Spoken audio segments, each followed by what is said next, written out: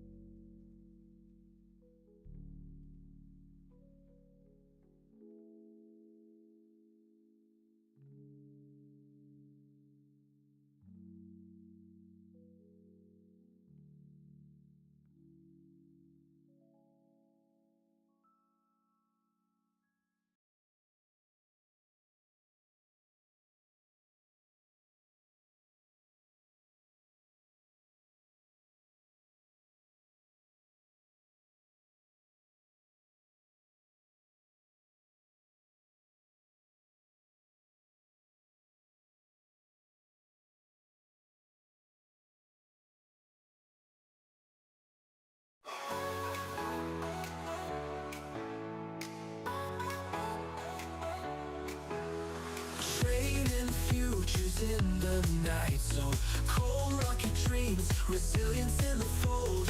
Hedge pressurizing, the charts are bold. DD bands wrapping stories untold. Riding with rockets through your AI. Up we go, reaching for the sky. Every trade hold never dies.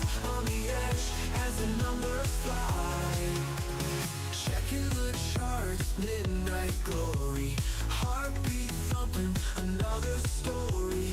Green and red flashing, voices loud. Future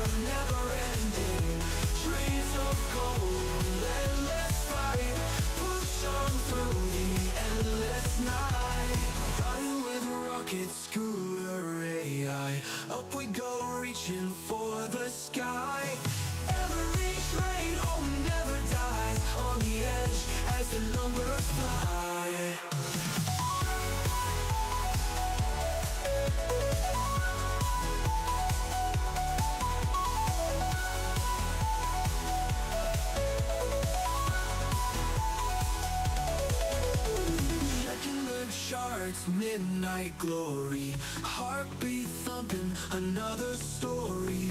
Green and red, flashing voices loud, future kings standing on their cloud. Checking the charts with their AI, up we go, reaching for the sky. Every trade home never dies, on the edge as the numbers fly. Checking the charts, sharking the charts, midnight glory. Time to re-in-awe, it's blending, mind on fire, never ending. Dreams of gold, relentless fight, push on through the endless night. Push on through the endless night. Push on through the endless night.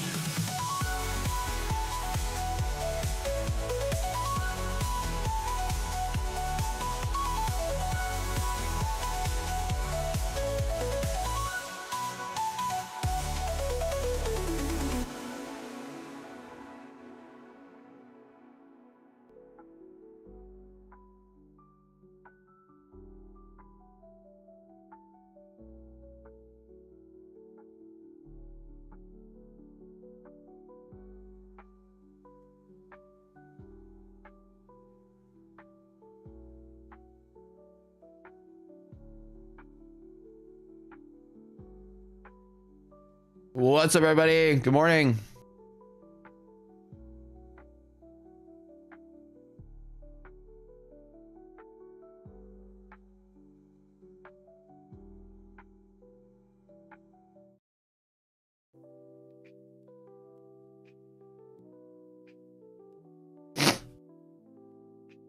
Hello.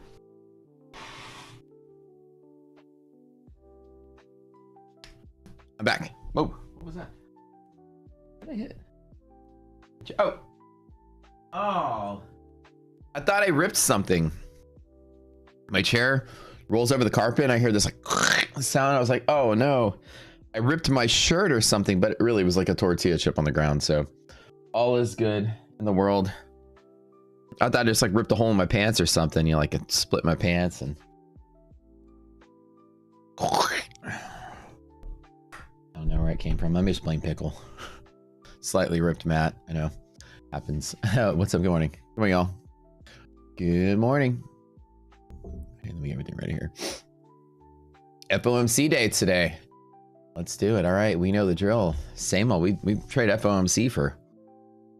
Let's see. How many have I been streaming? This is almost year 10 of streaming.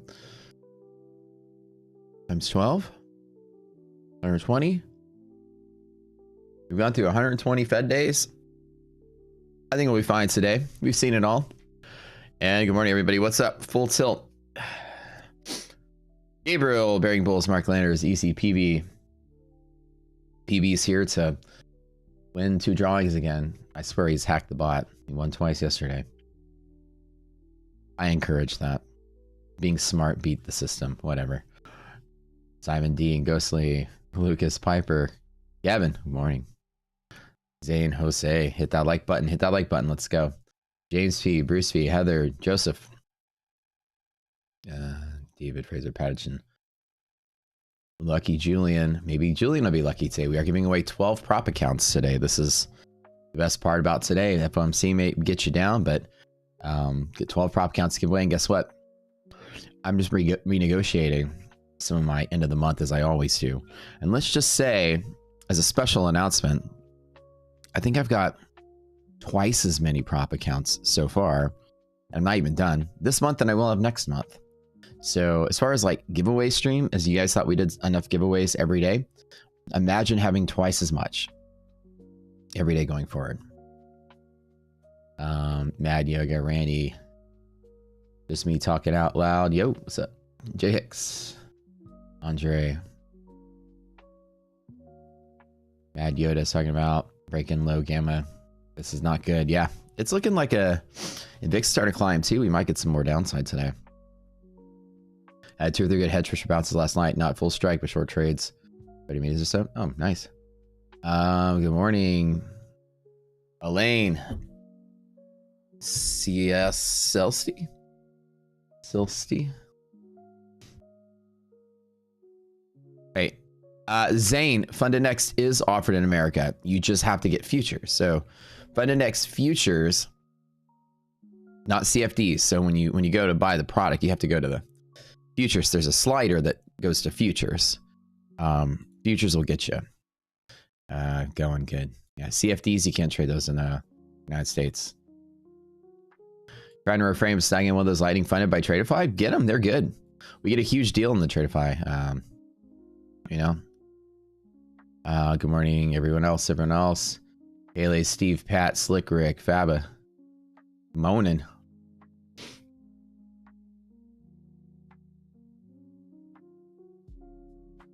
Jury, Jose.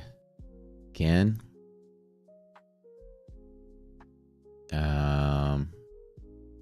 Looks like everybody answered the question. Oh, thank you for answering this question. Yep, the one I just hadn't answered. What's up? TD, Matthias, Alexis, Trader Ken. Yeah, let's look for today's data. Let's kind of get everything marked up here. I don't really know where all my drawings went. Everything like disappeared on my chart. Everything on, and the rest, everybody. And get back to the bottom of the list. Good morning. I have so many viewers these days, I can't even get the roll call in a 5-minute period. It was incredible. I love you all, though, if I didn't say your name. I'm thinking about you in spirit. Hi. All right. Let's get to it. Whoop. Now, for whatever reason, all of my drawings have disappeared. What did I do to lose all my drawings? Let's refresh. Maybe they'll pop right back up. All my labels, all my drawings. Let's see if we got it. There we go. There they are. Ah, good as new. So right now, one of the last parts we're working on for the conversions, the converting futures, right? That's one of the projects we have where we're converting the hedge pressure and walls and everything from equity side to future side, and also having the dynamic overnights printed on the chart also having the labels dynamically migrate. So as the candles update, the labels will stay so far ahead of your candles. That way they're always in view. Like when you zoom in, they're not going to be like, you know, they're not going to be like off the chart. You don't have to fiddle with the chart all the time. So you always see what your labels are.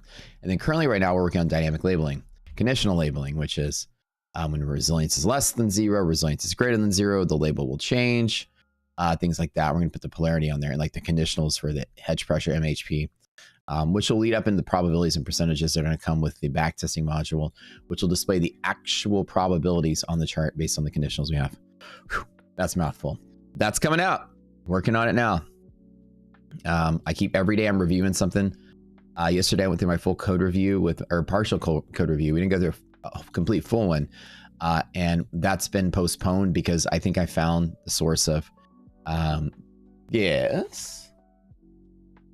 Well, hello there. Is it lunchtime already? No, Has 3 hours yet. already passed? Okay, what's up? What's up, Pilates princess? I want at 8:30. All right, thank you. Is Yeah. that hot tea? Yes. I got. Come on, buddy. Come on. Wait. Hey, buddy. Hey, buddy. Hey, buddy. So, say hi, Stream Pickle. Morning, guys. Oh. You're telling Pickle to say hi, not me, right? I respond to Pickle. Say hi, Lou. Yeah. Hi. Hi. Hi. Hi. Looking at I'm me. so tired. Why are you always biting my lip, dude? He goes. He What? freezes half bite. All right, this is the time he wants down. All right. No, he doesn't like your lights. No. When I stream, he's fine. All right. All right. Right. Bye, Pickle. Bye. Thanks for the tea, by the way. That's awesome. Right. Dude, I love this. Breakfast? I did. I've got. Check it out. Look at this. Oh shit. Okay. Look what I got. Make you some breakfast when I get home. No, it's okay. It's okay. Don't worry about it. You didn't eat it. I had a burrito. Yeah, I had like an egg and sausage burrito. Dude, this My Funded Futures like merch they gave me, this Yeti cup, I like completely live out of it. It's so good. Every day. It's like such a good thing. Oh, Pickle's back. So anyways, back talking about the probabilities. So currently right now, these are all manually drawn in based on, you know, our back tests over the time. And of course, different conditions. And I'm always having to retype them, modify them. Future backtest module will have the actual backtest done. The example would be under current conditionals. The idea would be if all these lights are green and if the confluence is what it is, under those conditions, how many times do you have same side open and close on bulls on bottom, bears on top? And then the probability printed in the chart would be the actual probability rather than these one-time bulk conditional backtests that we did. So i.e., you could change the parameters to say, I want the probability over the last 3 months because maybe it's been a bear market. And then you could say, search backwards in time only 3 months. How many instances in these 3 months have it broke or not? DD band under all time, under the last 2 years, out in the last 1 year, you can set parameters. So you can isolate your own portion of history in your own backtest as well. And this is what we're going to be releasing as the next big major patch for the platform. And these are the things we've been working on lately. So currently right now, the dynamic labeling will be there that will flip flop some of the words like close above, close below. That'll be, you know, you open above, it should say close above. And these percentages, it'd be cool if it was like, you know, if MHP broke, okay, what's the probability DD band holds under conditions of MHP break? Okay, instead of 92%, what if it was 64% or 42%, whatever? The probabilities in realistic sense under current conditionals will be displayed by looking in the database over that amount of time and give me the real number in real time. Well, this is the hedge conditional. Oh, I got you. I knew I'd be speaking your language, Simon. And this is a dream I've had since I started dreaming up the tool set we have in Rocket Scooter, was to have real time, not only directional bias or flow bias printed on the chart, but real time back testing stuff. Because people don't understand when they run their back tests, they're like, I have this moving average crossover. I run a back test. It works 80% of the time. It works. You're like, but all conditions, you don't have conditionals with your indicators. And this is the failure point of many technical indicators. No conditionals. They're always trying to find signals. And here's how you know that indicators just don't even work in general all the time because of this one effect. Let me show you something. There's a conditional that none of you guys knew that you needed to account for. Where's my pencil? So where'd it go? There it is. Okay. So this is one thing that is a failure point for indicators that are price-based indicators. Come on, pencil tool. You are frozen right now. You were a buggy piece of junk. All right. If your entire company is to create a pencil tool that draws on a screen, it should be light. It should be robust. It should be able to draw on the screen when you need it. But let's reboot it. And then maybe it'll draw on the screen the second time I load it. There we go. Nice. And see, it doesn't even follow my mouse sometimes. It's really buggy. All right. Okay. So here's the thing, right? So you have a trading day that goes bloop, bloop, bloop, bloop, bloop, and the day ends. And then the next day, the overnight, right? You have this continuation here. And then all of a sudden, you dip down. And price is doing this. Couple things. Either A, you include the hours of overnight data to curve your indicators back down, or B, you don't. Is that overnight data even important? Well, you didn't know. So your moving averages were like doop, doop, doop, doop, and they're crossing over like this. And then all of a sudden, maybe you get rid of the overnight data because you don't find it to be important. All of a sudden, the market opens, and then you get this sort of like, phew, and then like it has to cross over very quick for that dynamic shift. You're fast and slow. Right? And whatever the case may be, right? And you're getting signal here based on what? The gap down? And the idea is the conditional should say, well, when market is closed, don't try to find signal. Okay, but then when you do that, what would happen is that when the market is closed, you're not finding signal and the market's open, you have to start all over without finding the signal. And then when you start all over, you need the full periods of data points to realize an actual average, because the first data point has no average. You would exclude this data, which however you'd want to do it, neither one of them is correct. But the idea is that you'd have conditionals, right? Only calculate new data points when market is open would be a conditional. So a lot of people have technical indicators that are trying to find signals at all times. Market open, market close. As long as there's data on the chart, it's just calculating the next signal from your indicators. And so in general, my dream was always to create conditionally based indicators, right? Things that would only work under certain circumstances. Like, hey, here's a news event. Okay, don't try to find me a signal in the next 30 minutes or something, right? You can create some arbitrary sort of thing for yourself. But that's always been my dream, right? To have indicators that were smart indicators, in whatever sense they were. And years ago, it was like, well, maybe I'll create smarter technical analysis tools. And then these days, it was more just like, okay, now I don't use technical analysis anymore. I think it's a bunch of hocus pocus. Instead, conditional indicators based on probabilistic events or conditions that lower or raise the probability in bulk. Example being that we know when hedge pressure breaks, the market goes crazy. So the assumption would be it's a lower probability something else will hold. And can I make indicators that know that say, well, your probability is lower because you broke MHP, therefore trade smaller. And then the final output would be a thing that shows me the arrow, and then a word that tells me how big to trade.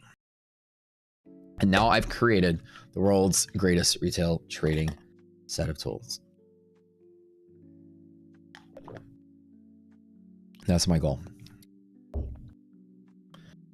Risk instructionals. This is what I've always dreamt of. And we are coming to conclusion of this phase of Rocket Scooter, where this is done. I've been in talks with major companies about bigger futures for Rocket Scooter, which includes where our marketplace is going, where our tools are going,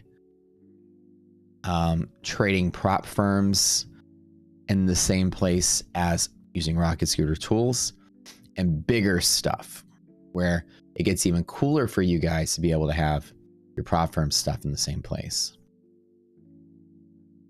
I'm leveraging our growth and connections in the prop space to now initiate those kind of conversations. So big things are happening with us. And I've got 3 meetings today. So by the way, and this is the biggest trading day of the month, I'm at to bow out 3 different times because I got meetings today with 3 different prop firms. And today I've got people coming to my house doing some construction. So I'll be all over the place today, but I'm still going to be here streaming for you guys. All right, what's up? What questions do you guys have? Don't forget to hit the like button. So we have been approved to give away 12 prop accounts every day this week. Our partners at Funded Next and My Funded Futures. My Funded Futures is an amazing release of their brand new scale plan and their pro plan, which are revamps of Starter Plus and Expert. They now have a slight consistency rule on the eval, 2-day pass, and then uncapped, no DLL. No DLL, no consistency when funded. My Funded raised their cap from 25 to 100K, and that's really awesome. It's been causing a lot of steam. I guess you can watch my Twitter. The top sub kids don't know what to say about it. Everybody's so buried in the Kool-Aid over there. Everybody sucks but them, according to them. But some kid was trying to prove a point to me and telling me that you save money when you lose. And I made a little joke on Twitter this morning, was that, yeah, I don't want to pick a prop firm because I save money after a bunch of losses. I'm in a prop firm to make more money when I win. You know what I'm saying? Speaking of that, Funded Next just came out with their brand new account, Rapid Plan, which is essentially a tiered plan, very similar to Scale, very similar to the tops of whatever, but it's cheaper, no DLL, no consistency on the eval side, and then on the funded, it's a 40% but uncapped payouts. So uncapped payouts, or in the eval side, it's a 1-day pass, 1 day to pass. That's it. You'll pass them and then 3 days of payout. As long as you hit consistency, you can make infinity dollars. And after all your payout tiers, you can get lump sum 100%. No payout cap, no payout split, nothing. These are awesome. Yep, so that's what's coming out. What is IDOC stream? She streams sexy dancing and knitting socks. It's a weird combination. Actually, her stream used to be her walking around. She traveled all the time. She'd walk around with her phone and her camera and just talk to people while she traveled. And would just basically, they call it IRL streaming. It's just like, you know, here's a camera on me. Here's me doing fun stuff in life. And then it turned into like her doing that and giving eye doctor advice. People would go in there and ask for like eye care stuff, and she would just talk about eye care. And then it just turned into like degenerate hour where people are just sitting there shooting the shit and talking shit to her. And now it's just like a fun variety stream. Usually her and I will be there. I'll be in chat all the time, and she's goofing off, doing projects, cooking, making bread, talking shit. The other day she was talking to AI bot about dating, like fun, just goofy, crazy, creative stuff all the time. It's really fun. Always clean the schmegma off your pickle. That's really, that's definitely something you should do every single day. Somebody keeps saying something trade strategy. You come here every day and tell me some kind of CBD trade strategy. I don't even know what you're talking about. You're not even speaking English, dude. Like, we don't understand what that even means. Nobody here does. It's got to be weird to wake up to realize you're wasting your time speaking something in broken English nobody understands what you're talking about. Is this something I'm supposed to Google? Something I'm supposed to trade? Is this the ticker I'm supposed to trade? I don't get it. This is a shit coin I'm supposed to buy? I never understand. For the update, yeah, me too. I'm super excited about it.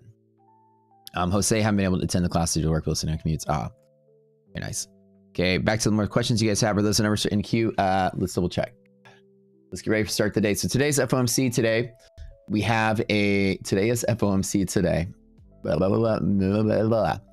And we will have a couple of events related to FOMC. We have the decision. Do we get a rate cut or not? We're going to talk about that and the probabilities of what we're going to get. What's leading into the decision. We're going to predict what Jay Powell's going to say, since we have that game every time we play. We're really good at predicting what he's going to say. And the press conference will come out and then dictate where we're going in the future. Let me get the overnight dynamics on here. Boom, boom, boom, boom. We are 253. Yeah, so this is everything for NASDAQ. Let me go ahead and mark yesterday's stuff. The magnet. Hopefully they'll come in handy today. Let's get yesterday's close. And boy, I'm so excited to have all this automation here. You have no idea. I'm tired of drawing every day. We are this Monday. This is coming out,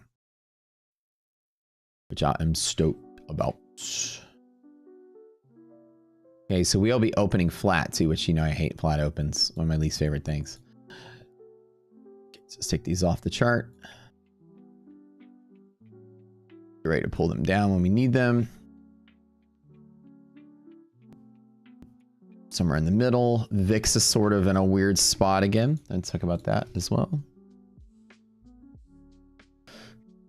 Oh yeah, and so Tradeify is having a flash sale too. If you guys are picking up some prop stuff, it's pretty nice. So here, let me tell you what I've got. I've got a bunch of cool little announcements. Tradeify's got a big flash sale. I think it's like 65% off or something, or 30. I don't know what it is. What's $629 was reduced to $540. They reduced to $351. Oh, 35% off. Sorry.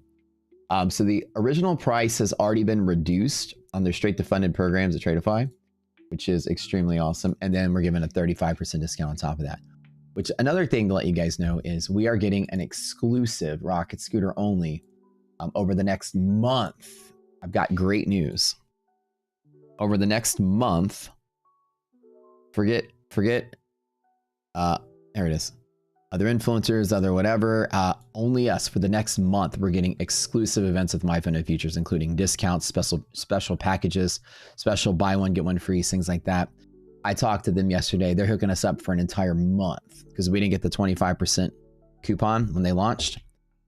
I get a month of cool shit with MyFunded. So you guys are about to be blessed for a whole month. Only here. Exclusive. So off and on, cool stuff for a month. Starting probably in a week. Including discounts, including whatever. So I talked them into giving me something great for you guys. So you guys have been very loyal to them, loyal to the show. They'll show up every day. I said, you guys are the sole reason their show is twice as big as what it was before we turned up over there. So give my community something great. And they were like, yeah, we'd love to. We were thinking about it. What are some ideas we had? And I was like, oh, y'all were just thinking about what y'all wanted to do. And let me hear it.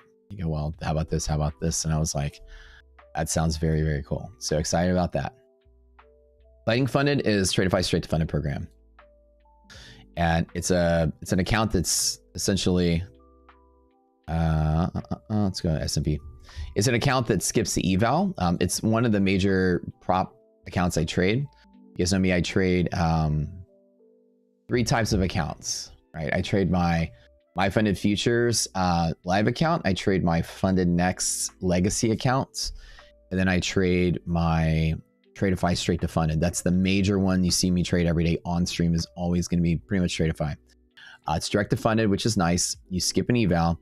It's a moderately paced, you know, decent payout on a schedule. 7 days you get a payout, and skipping the eval is a huge part of that. It's end of the day drawdown, which is also really good. And direct to funded means from day one you're already building up your funded account. There's no eval to pass or any of that stuff. That's what direct to funded program. They're basically like the pioneers of the direct to funded kind of movement. It's now picking up steam. Everybody's trying to make a direct to funded now because it's a very popular account type. Like I said, it's one of my favorites just because the psychology is great. You don't have to like pass an eval to me. Okay, I passed the eval. Now I'm funded. Now it's going to make some money. And all of a sudden you're, you know, nervous and you accidentally flub up and you got to start over. You know, these are the things that kind of make it hard to trade effectively. Whenever you get that psychological hurdle. All right, so today we have MHP down in here, DD band down in here, markets opening flat, which we hate here. I hate flat opens, hate them.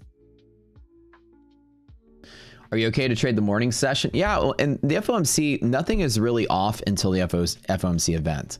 What I would do is not trade into FOMC unless you have strong conviction of what you think is going to happen.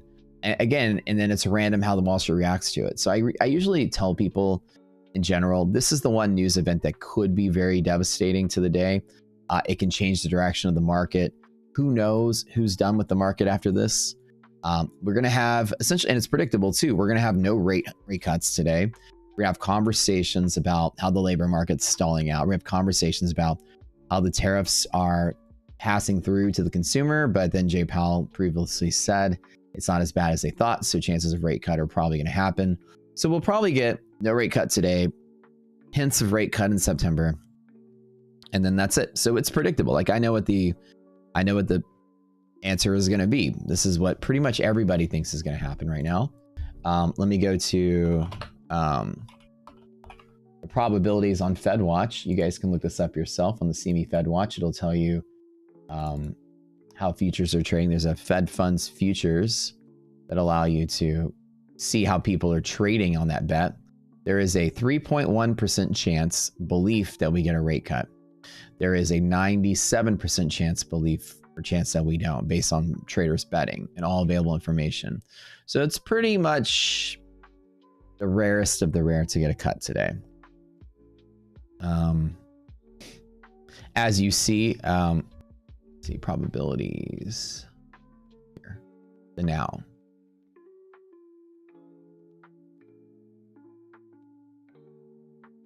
Right here, there you go. So I don't think we're gonna get a rate cut. Oops. That's it. So in the daytime, the market's gonna trade just like normal. I wouldn't say FOMC is gonna create any extra turbulence that I would be worried about. Put this all in the same little thing here. Slightly banana matte. Okay. I got all these different things here. All right, put the bot there. There we go. Boom. All right. Guys, don't forget to smash that like button. We get started in about 12 minutes here. How do you get support for the indicator? We have tech support channel on Discord. They'll help you with that. Are Rapid better than the legacy plans? So the difference between Rapid and legacy, Steve, is that legacy is lump sum payout. You just make some money, get a chunk out. Rapid is cheaper, and then your payouts come in tiers over time, and then once you pass the tiers, then you get the big payout. And so that's the major difference. Legacy is a 3-day to pass eval. Rapid is a 1-day to pass eval.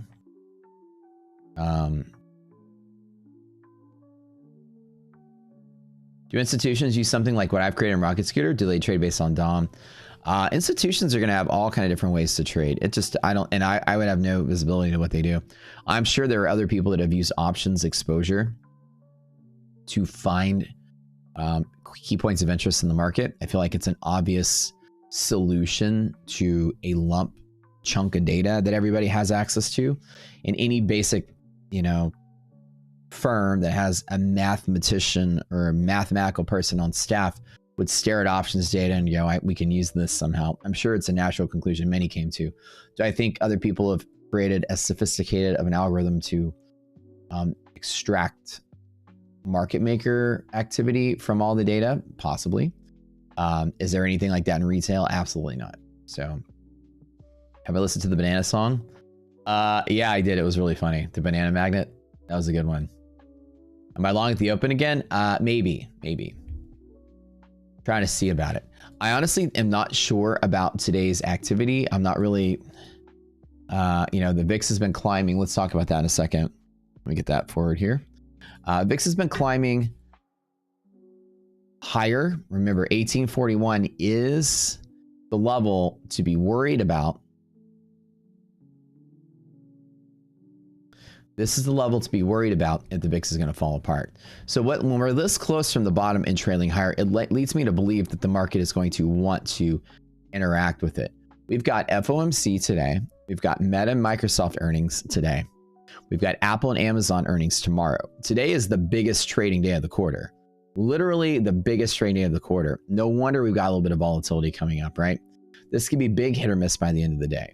Now with VIX below BBB, I'm more likely going to take a bet that we end up somewhere in here by the end of the day. Like, even if worst case scenario, this is up there, this is down here. It's not crazy enough to crash the market, I don't think. It'd have to build its way there and build and build and build.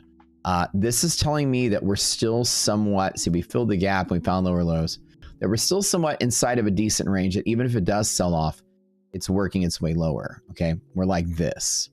We're not in the mode of red, red, red, okay? And a lot of people are believing that. Earnings might trigger that.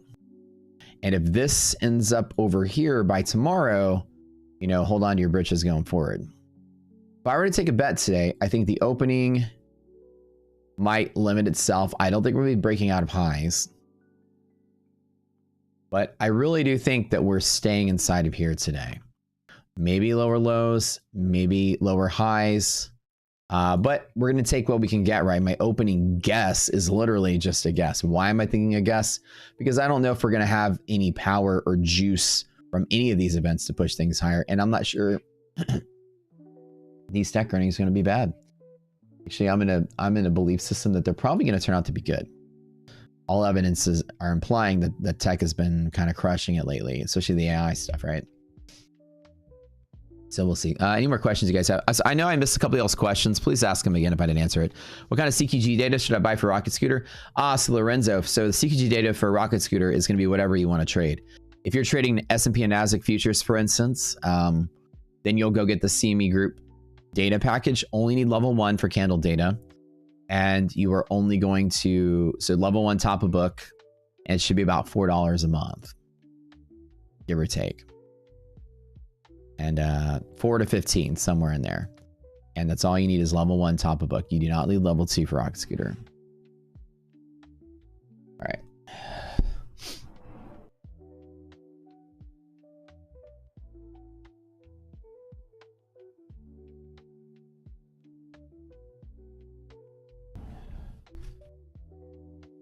All right.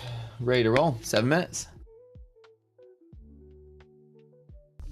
Fraser got a lightning last night. Oh, cool. Well, let me know how it goes. I really enjoy the straight to funded program. It's nice.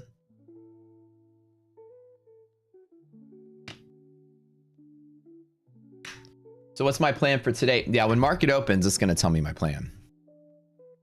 We are clearly gapping slightly up today, which means inside of here, there's opportunities to trade. I'm not sure if I want to do anything strong at the open, I might, just for fun, because I always like to, take one long at the open in the bull market. And all my 13 accounts, let me just take one. On the gap and go case on a BLU. If we dip to fill the gap, 30 points is down $600. I don't care. This is a terrible idea and a gamble at all. When rocket scooter merch, that'd be kind of cool, right? Can I tell you about the rapid payouts here as well? Yeah, let's do it very quickly. Hold on.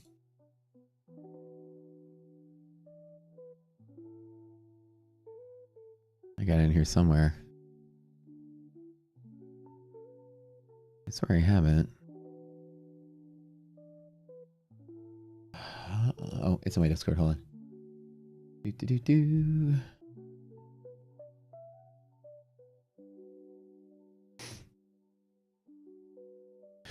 So their whole thing is that their account price is very inexpensive. Not only are they giving a very low price already, but they're slashing the prices on top of that. There's a launch price and reset fee. So this is the normal price. This is the launch special. And on top of that, we get another 10% off of that. So you're talking $55, $90, and $220 for these accounts.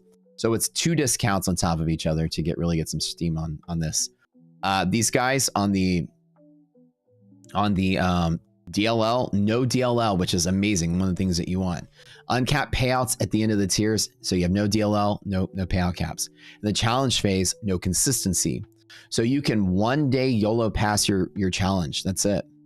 And then you go to your funded side and it's 40% consistency. That's it. 3 days to get funded. 3 days to get a payout. And that's really what that is. So imagine 1 day to pass, 3 days to pay out. And all you need to do is get to the profit target plus consistency. You make 3,000 in 3 days. Once funded, you can take out $1,500 of it. So each time you go, you can take out a chunk, take out a chunk, take out a chunk. And then after 5 payouts, you can take out everything in a lump sum, which is fantastic. And so on the payout side, no DLL, no consistency. And these accounts are dirt cheap. This is like mind-blowingly good. And the little kids at Top Step are over there scurrying and trying to troll my posts. Were like, yeah, but at Top Step it's so much better because we take 90-10 split and you get 5,000 every 5 days and this and that. I'm like, you get 99% of people at Top Step don't make a payout period, maybe one payout at best. 3 days to pass is better than 5 days to pass. Literally. Every day you pass is a coin flip that you blow up.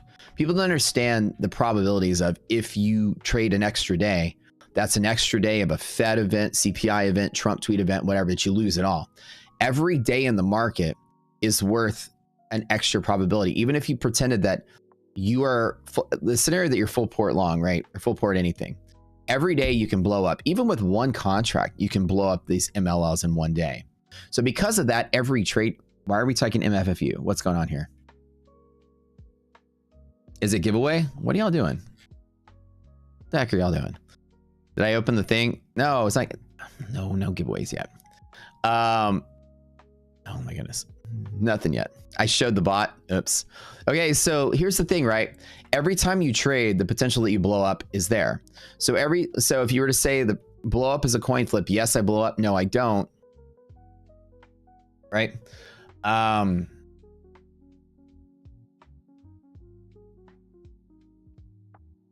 Then every day you trade, cut your probability in half.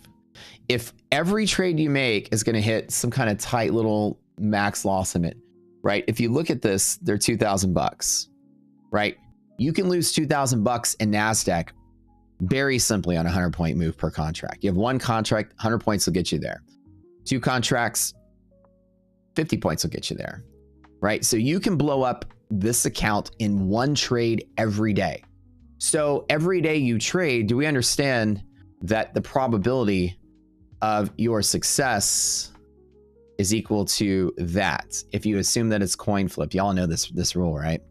If every day you can blow up, you have a 1/2 to the end chance it ends number of days. If it's 1 day to trade, you have a 50% chance of winning or 50% chance of blowing up. So not blowing up every day. Now, this again is not assuming you're building a balance and whatever, but just think about it. Every extra day, your probability gets cut and cut and cut and cut and cut, right?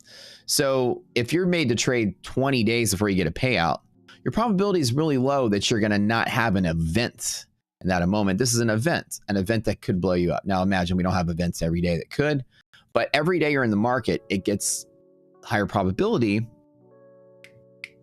that something happens, right?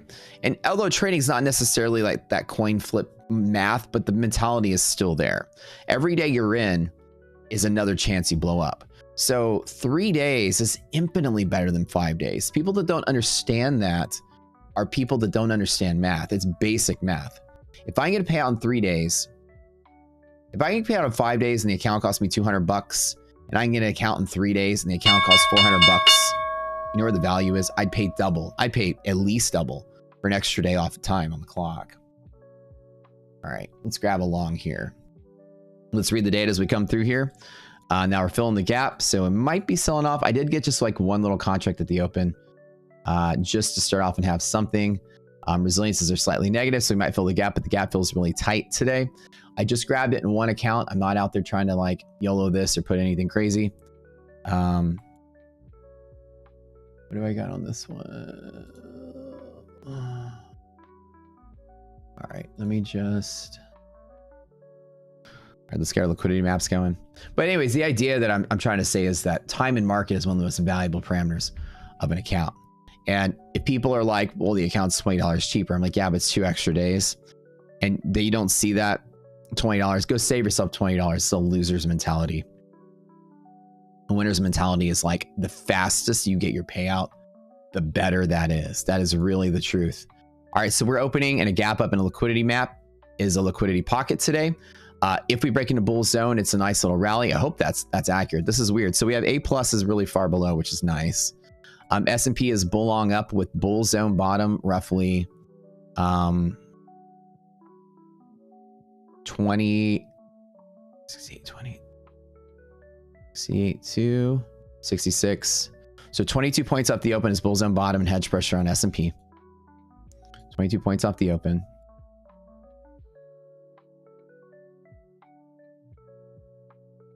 So just keep that in mind, you guys. Don't drink the prop from Kool-Aid. 11 points, 88. 88 is bull zone bottom. And hedge pressure.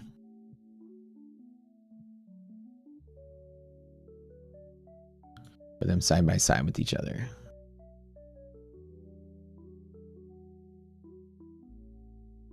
All right. Prop firms are great at marketing. You guys learn the math of stuff. And you'll be very well off if you do. Okay, so we have a liquidity pocket down there. All right, let's see if we get anything. This is B plus setup. I'm really just kind of like wanting to wait. Although I did take a little bit of a gamble at the open price on the gap fill. I don't have anything else really to trade on just yet. Is that QQQ? Am I doing that wrong? Yeah, no, that's QQQ, sorry. Oh shit, you guys are right. Thank you, thank you, thank you. 22, so 2.10 times 4, 88, 88, 88. My bad. Thank you guys. 88 points off of that. Why am I on the wrong freaking thing? Okay, y'all are awesome. Thank you for that. My bad. 400. I swear, I wish I can do faster math. Sometimes I do really fast math, but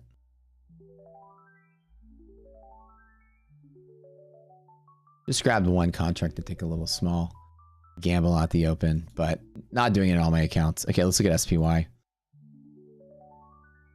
SPY EST. Okay, that's it. Sorry.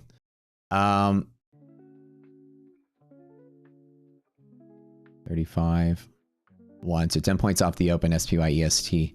Fair zone. Yep.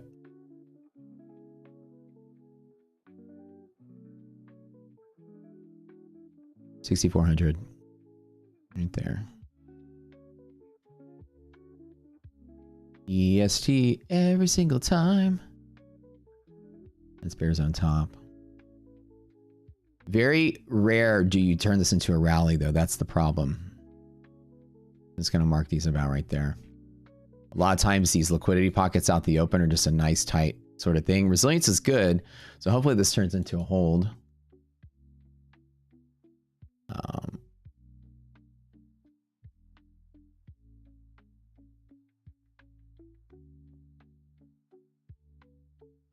Should be all right. Here, here, and here. Okay. So the S&P, what I'm looking for is liquidity pocket, hold, hedge pressure at the same time. This is very A plus with an A stacked on top of it. This is really good to hold this. If we break their MHP, or sorry, break their hedge pressure, market's gonna die pretty quick, right? Guys, I'm gonna hit the like button. So it's pretty good, but it's rare that you break in the bull zone and keep going. We open the pocket, we're likely to stay in the pocket, but I'll be willing to take the bet that we keep going. That's just me. I don't hate what I'm seeing here.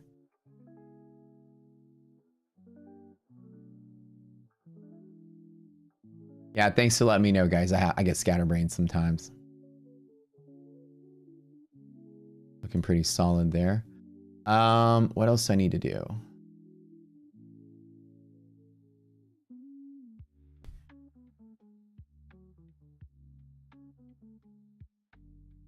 Oh, shit. Hello. All right, close out some of those longs. Now we hit the pocket. We're hit the pocket. Let me take the profit at the pocket. Okay, we're pretty good here. Let me take the profit at the pocket. Just quick scalps out the door. That's 5,000 bucks. I just grabbed it on like 5 accounts as we're hitting that dip there. Let me chill on this for a minute. Not really caring about big bull rally up. That was pretty good. Just longing off the gap fill with positive rest to fill the gap here. We overshot. Now any support at the open is push for a bull setup here, which I do like. Yeah, don't be spamming MFU, guys. We're not doing a giveaway. Not yet. Hold on. Let me text my dudes here. Hold on. Hold on.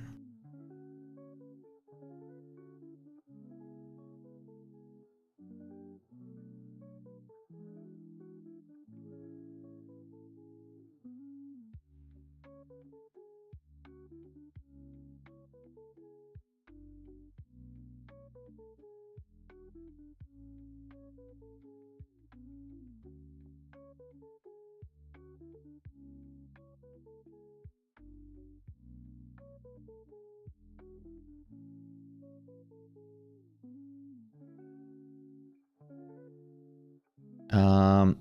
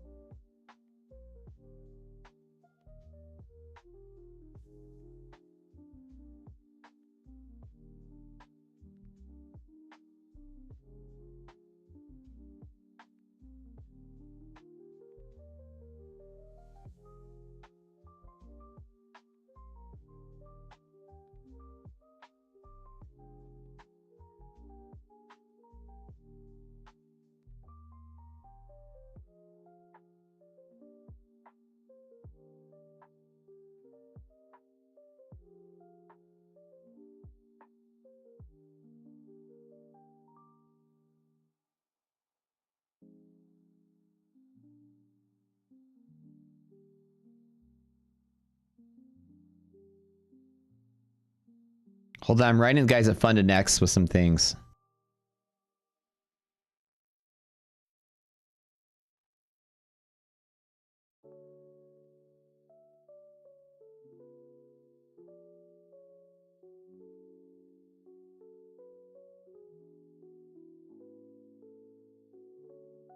Talking about updating their dashboard.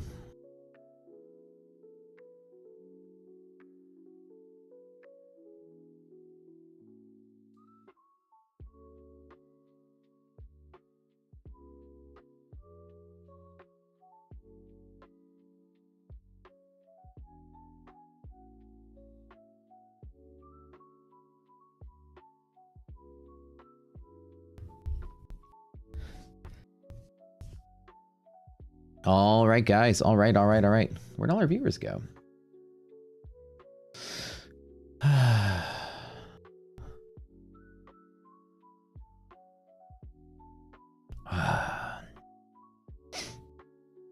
right, do I want to try to take one more long at the open here? All data's good. Resilience is starting to pull back just a teeny little bit.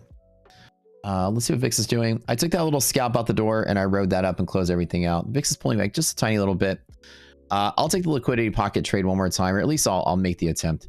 As long as we set a half gap here, I think it's not a terrible idea to maybe take one more attempt. Maybe with one ES contract and half gap. It's rare to break through bull zone and keep going though. Very rare. Especially in the Fed, but let's see if we can get something.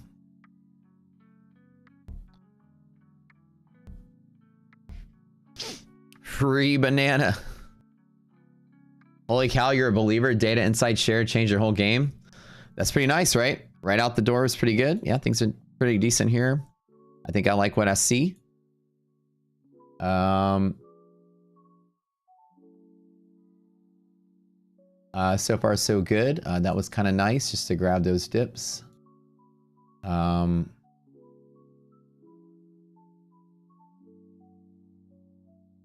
Again, I'm just trading a handful of accounts, just kind of scalping this as I go.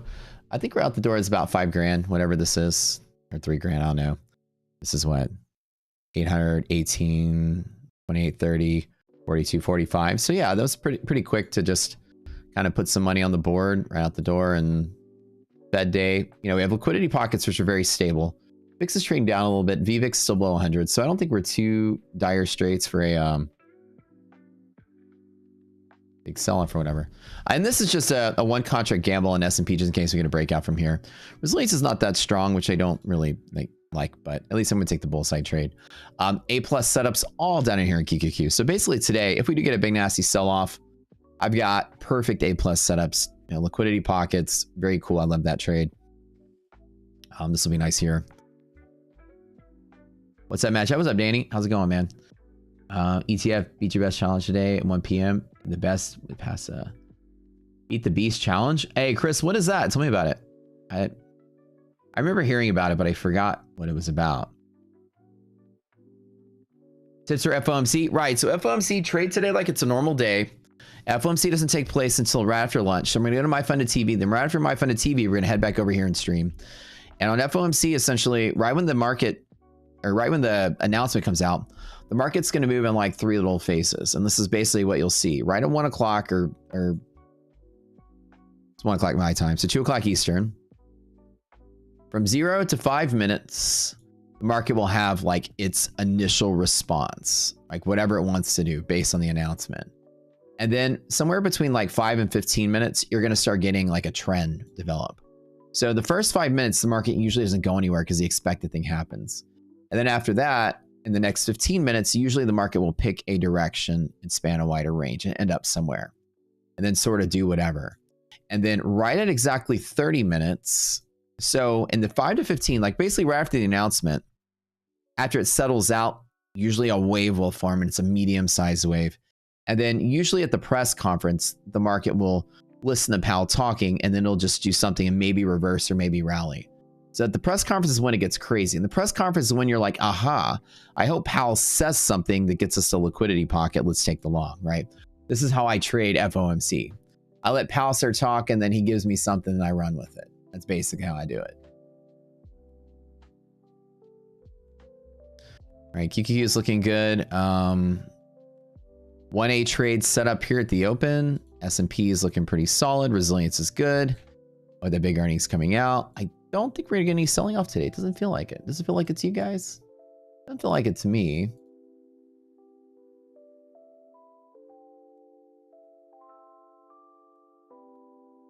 I just told the guys at Funded Next as a conditional for me to continue working with them, they need to change their platform for one day turnaround. Your dashboard should update every day at market close.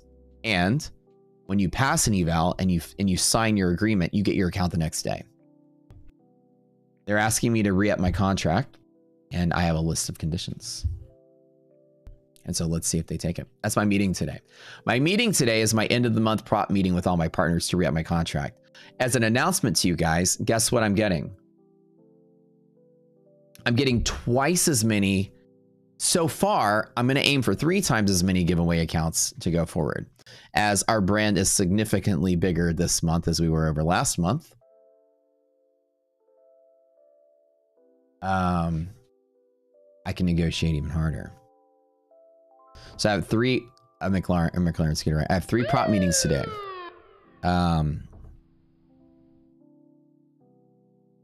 So Funded Next has gracefully given us 10 accounts to give away every month. You know what they're going to give me this month if it goes through? 60. That's what I asked for, 60.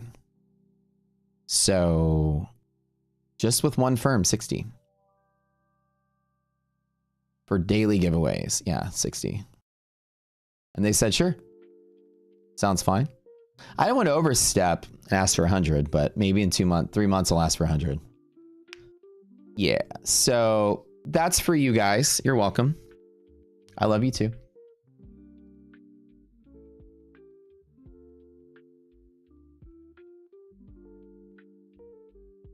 And that their site defaults to US futures by default. I've asked them to do that.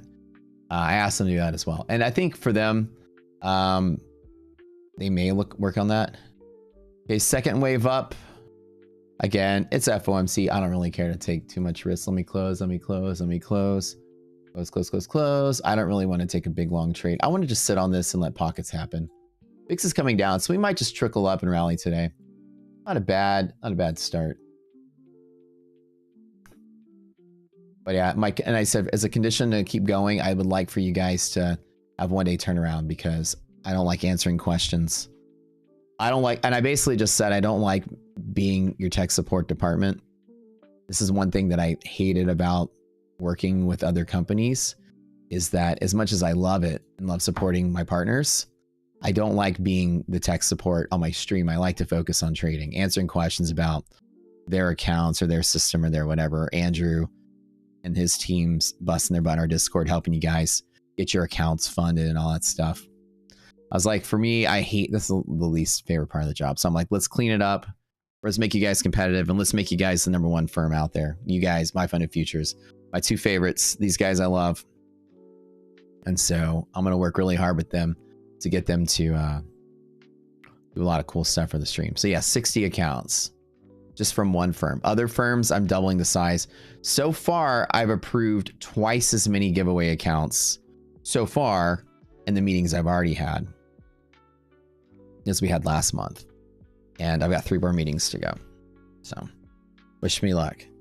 Yeah, I could be asking for $1 million signing bonuses, but I asked for like shit to give to you guys. That's really all I care about. Look at that crazy candle. I'm flat, guys. No, nothing on the table for me just yet. I think I'm gonna just chill. I like making something in the Fed. This is a good setup to long on liquidity pockets here. It's just what I like seeing. Wherever this candle came out of nowhere from. Bank of Canada candle. Oh yeah. Okay. Do I want to do something? Like I passed 3 of my no DLL accounts yesterday. I can't even trade them today. It's kind of a bummer. These guys. There's gonna be 3 zeros on the board. So of my no DLLs, these are passed, and they're not even activated. So.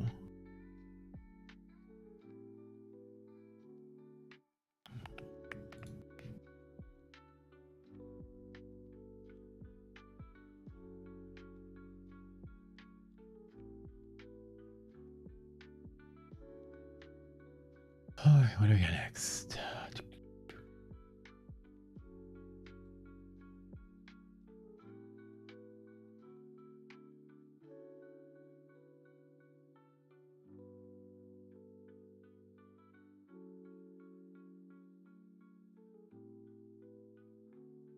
Do I think we rally today, or do I think we sell off today? Resilience is doing all right. We're probably gonna rally today.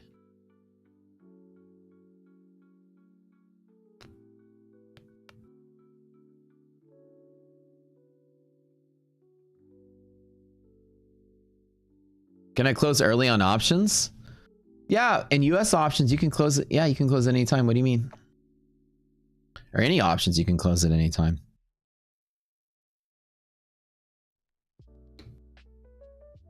Just pass the 150k eval in 2 minutes with the beat the beast. So Chris, tell me, I didn't see your comment earlier. What's the beat the beast? Oh, here it is. Target change each time, but you need to make 2k and pass an eval. So you grabbed a couple 150k counts with that 5 drawdown, go heavy size.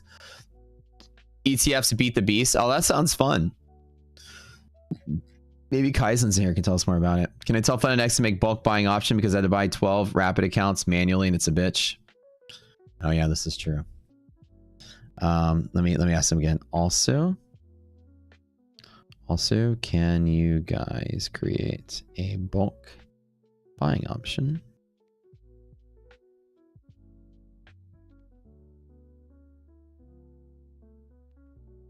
Yeah, I hated that crap with Apex, right? 28 accounts, one at a time in rapid.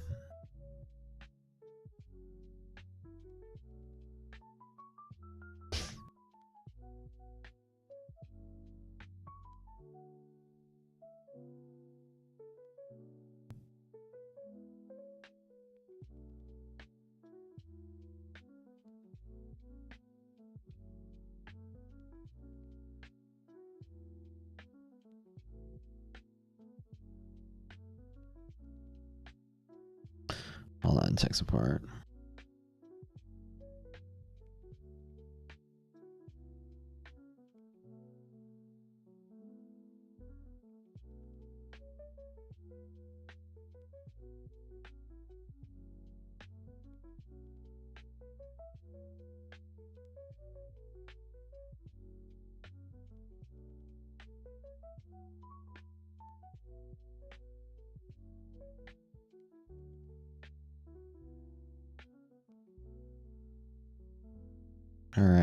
All right.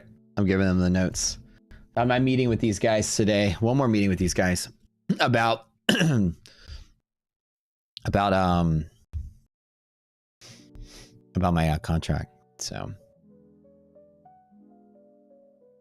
are we coming down? Are we coming down? Resilience is okay. Flat days I hate. It can be choppy. We've got bulls on bottom. Down near the bottom, QQQ A+ setup. I'd love to grab that. That'd be extraordinarily awesome. Again, let me double check my math here. This is 68.20 to 66. 2.2 times 4. That's 88 points off the open, give or take. So off the open here. Positive res. Res just went negative. Be careful for gap fill. Right at 4,000. Yeah. So liquidity pocket all down here, which is nice. There's a lot of spins and a lot of 60-second countdowns. I know. I need to come up with a bulk system for giveaway. I'll have to come up with some idea. Resilience is okay, but markets are still kind of like figuring out what they want to do. I don't see any. VIX is starting to climb a little tiny bit.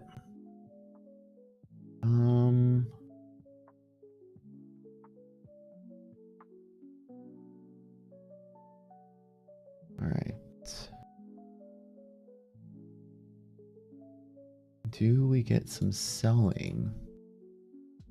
For whatever reason, I kind of feel it. I don't know if that's just me, but I feel it.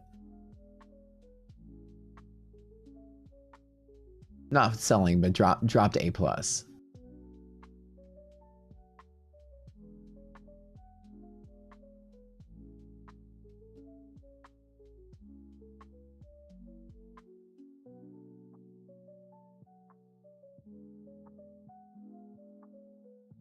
Might be that gap fill there in a second.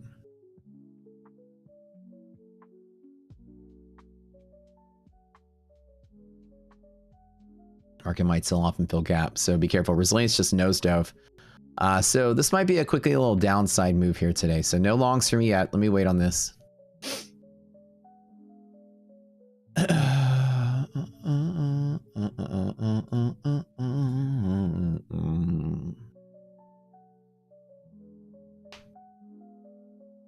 only have 1,000 people in the stream? Then it's like 10 more people streaming or something. What we got going on here?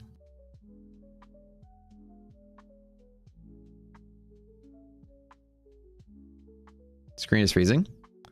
Ooh. What's up, y'all? Tory Trades is doing a topless segment. I feel like we're gonna give us more people in stream.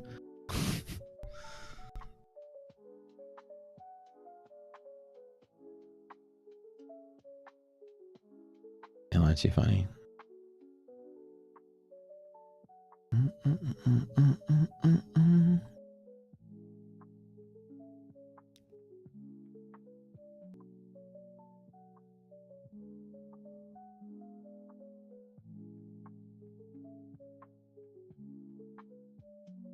All right.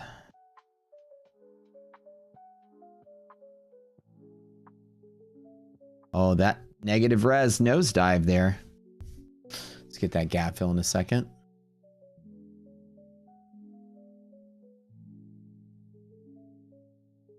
I think we're going to pop and drop.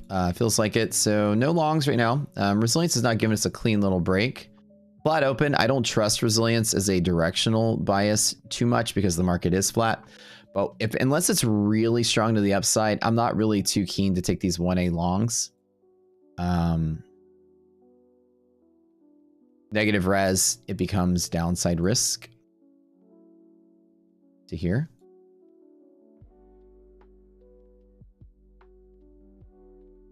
Fill the gap, overshoot, and then kind of stabilize. We have bull zone bottom all down here, which would be kind of nice. Opportunistically, a short sub is pretty good to fill the gap, but it's only 30 points. So it's up, you know, it's to each their own if they decided they like it. I don't usually like to short through the gap fill on negative res. I just kind of avoid the long from here, which would be perfect if I do get that avoiding of the long. Apple reject off MHP shortly at the open. Oh, thank you. Let's take a look at that, right? Apple's got some downside pressure. Yeah, Amazon, sort of kind of room to move. Microsoft breaking an MHP. So right, and Microsoft has earnings today. We're below MHP there and Meta. Okay, so yeah, so this could be a down day again, guys. It's looking that way. So be careful. Be careful today. Be very careful. Lots of people avoid FOMC. Yeah, that's probably true. What's my view on the orb strategy? Any sort of like range breakout strategies is not a terrible way to trade. Anything that gives you indication momentum is good, as long as you're positioning well around it. I wouldn't say there's a high probability that that's like 70, 80, 90%, you know, probable thing. It's a good indicator that will be random. Someday, like you'll go on. What I'm saying is most technical analysis will be random.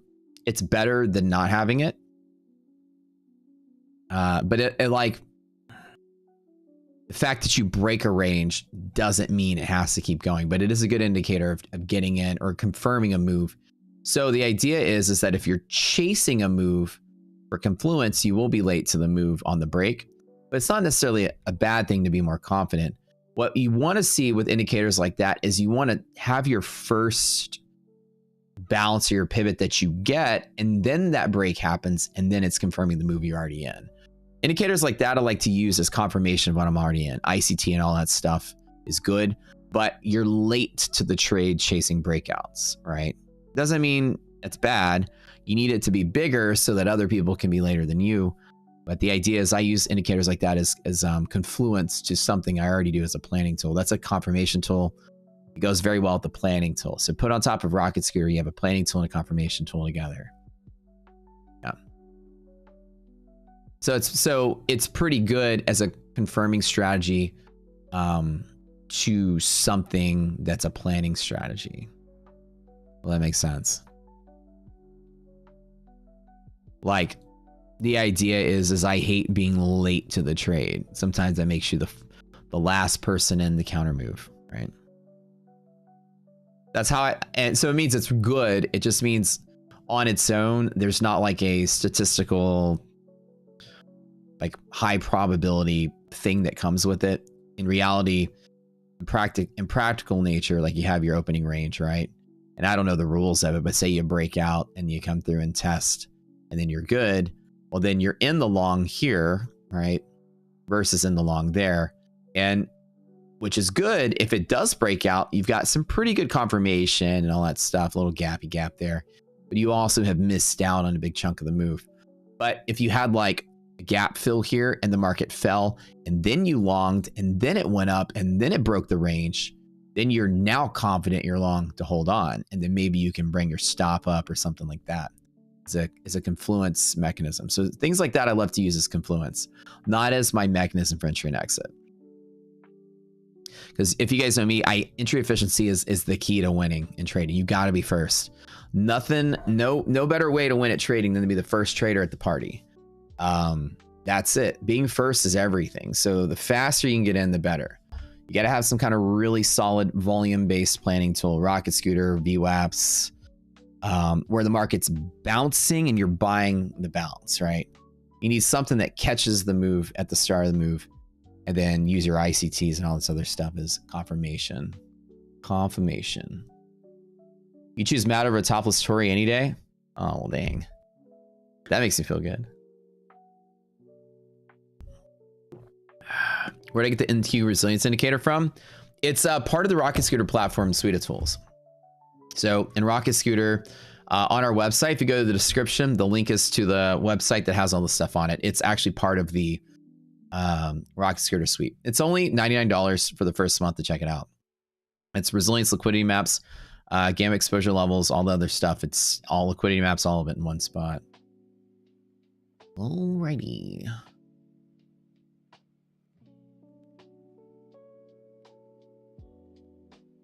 Alrighty then.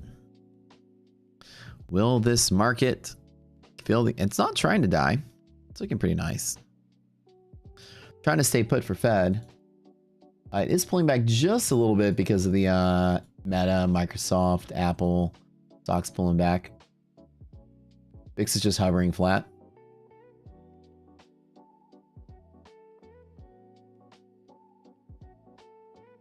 Ideally, like this B setup, not even worth it on Fed day. I think that we might end up pushing higher. But boy, it'd be so great to get this down in here, right? That to me would be awesome. Super awesome. Again, the way that it's consolidating here, it doesn't feel like it's going to sell off. It really feels like we're going to get this like just a pop out of nowhere. Negative res fills the gap. I do think that this is what we get. Ideally, this is A plus here. A plus. So today I've got a huge day, you guys. So we're building this like really cool farmhouse style wall for where our TV is. Remember, we just put in this like, we're building like a movie theater in our house right now, basically. And where this TV is going, we've got these like windows here. And we're building this wall with cabinets underneath it to hold all the stereo equipment and shit. And we've got the, you know, the big giant TV here. And we get paneling on the wall. And like, you know, lighting effects around the paneling and all that stuff. And they're coming to install that today. So as soon as they come down, maybe in about an hour, we have to run downstairs and like talk to these dudes before they start the project. And iDoc's dad is going to be here today. I've got 3 prop meetings today. I've got a busy day, you guys, and it's Fed day. Woo, busy day today. BW took off a shirt during trading the other day. Oh, that's funny. Goofy. He's goofy, dude. Funny stuff. Do I stream in real time anywhere like Kick or Discord? Just here, just on YouTube. Yeah, well, delay is also, you know, part of the game, but in all honesty, that's not a big deal, right? Because you're not here to copy trades. It's also part of legality. Like, you know, I can never get in trouble for providing investment advice because you're watching me in the past. So part of the safety of a YouTube streamer is that you are kind of immune to that liability. So as far as the you know, legality is concerned. You guys are watching an educational video from shit in the past. So you're watching me in the future. That reminds me of the that Mitch Hedberg joke where he's like, somebody goes, hey, check out this picture of me when I was younger. And he goes, all pictures of you are pictures of you when you were younger. Find me a picture of you when you were older. And like, hey, let me see that camera. I love those. I love his one-liners. Where you get that camera?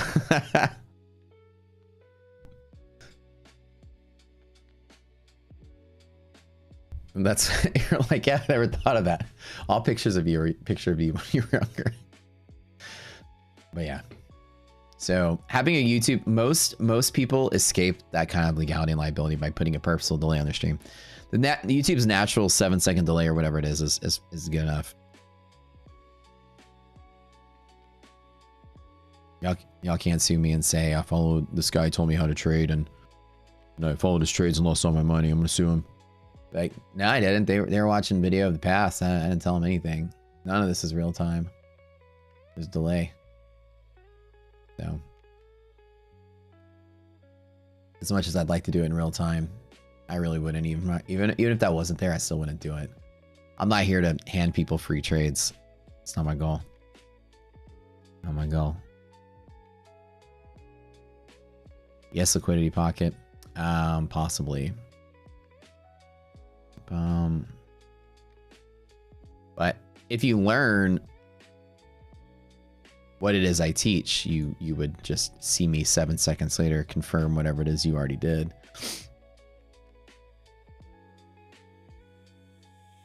Has anyone actually been sued for saying financial advice? Yeah.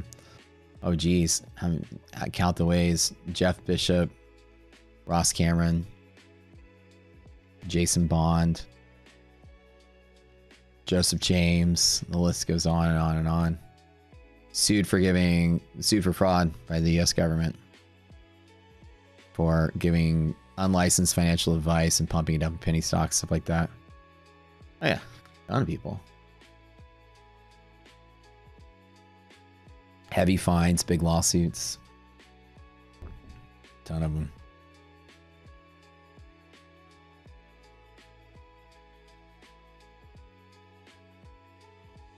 Those dudes on Twitter a while back. Oh yeah, the Atlas guys. That's not over, by the way. There's still an appeal going on for that. The government, they're appealing their decision based on a new Supreme Court action that could still hold them liable. The Supreme Court action for this new case could set precedent that says you can be sued for, you can be guilty of fraud even if you didn't defraud people of money. If the intent was to defraud somebody, even though if they didn't actually lose anything. The new precedent, again, I've been reading up on this. So the Atlas stuff is not over. I know they got off the hook for now, but it's not over. There's a second round, possibly. And there's a case going on that's rumored that the prosecutor is going to use as a precedent. If this case passes, the case is basically like somebody defrauded somebody by hiring somebody or like misrepresenting to get a contract to award work to another firm. And even though they paid for work and the other firm provided the work, so nobody was disengorged an amount of money, and what they wanted was provided, the fact that it was directed under false pretense to another party, even they could have made a better business decision. The precedent of this case will be used in the Atlas case if it favors inside of yes, that is fraud. The government's going to rely heavily on that to re-prosecute them.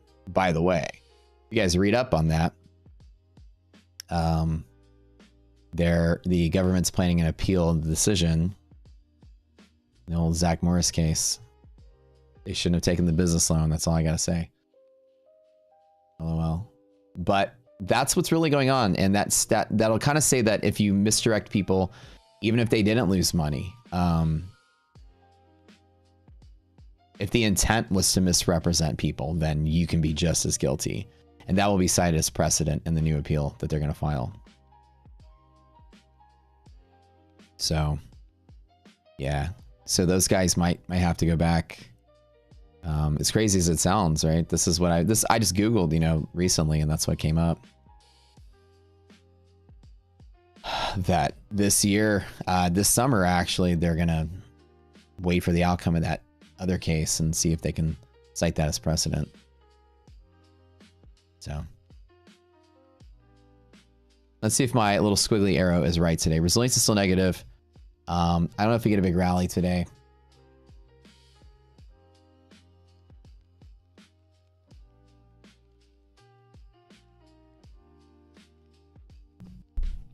All right, I'll be right back. I'm going to go to a quickie restroom break. Hang tight. I've got no trades on the table right now. I'm going to let it hit the zone bottoms and take some longs probably. I will be right back. I'm going to go work with IDOC on a second on today's construction project.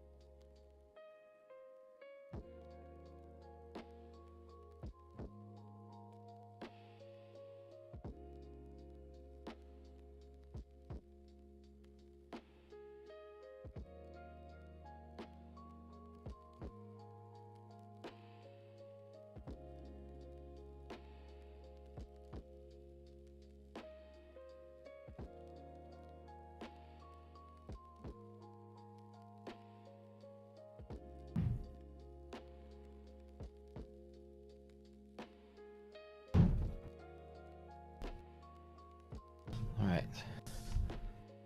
Actually, I just realized IDOC is still at Pilates. I go down. She'll be back in 30 minutes. You can trade the hour break? Yeah, probably. Probably.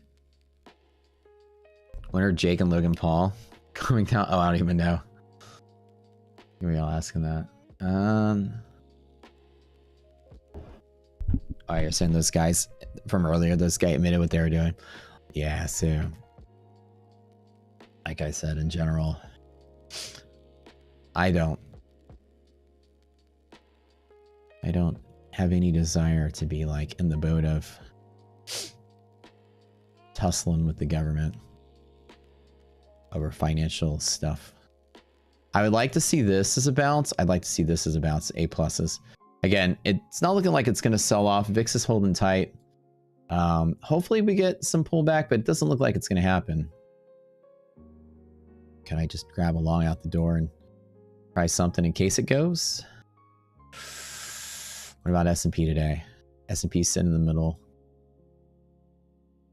Nothing yet. I did try to have some red candles a second ago.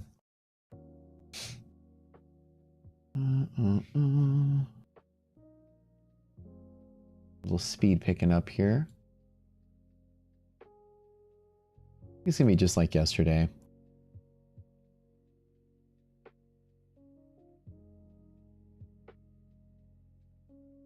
I think with all the three things going on today, I don't think there's gonna be a lot of people rushing in to buy this market. I don't think it just falls from here. I don't think though. Like honestly, with everything being the way that it is, it could move up and then come down. I really do think we're going to end up lower today, which is why I'm hesitating pushing any buttons on any of this. Advance is good for Tradeify. Advance is not bad. If you like trailing drawdown accounts, it's not bad. It's really good. I would say for trailing drawdown accounts or that type of environment, most people go with take profit. Tradeify's straight to funded is like really why people use them. Their advance is not a terrible plan at all. It's just more like entry level. The rules are a lot harder on trailing drawdown. And when people go to that route, they go for take profit for the daily payouts. But still, Tradeify is still not bad. One of my favorite companies for sure. Well, I've never used wealth charts, so I'm not sure. My Funded Futures scale account, a one-day pass. No, it is a one-day pass. Yeah, they are all one-day passes, I believe. No DLL on and no consistency on eval. Yep, one-day pass. All three of their new accounts are one-day pass. This is correct.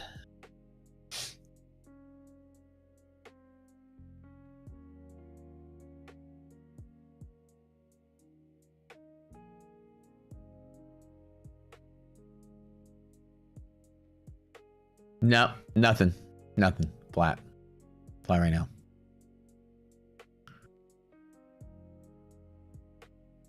So yeah, so next week I will be getting, actually next week and all of next month, I will be getting special flash sales and deals for My Funded Futures for like basically a month. Yeah.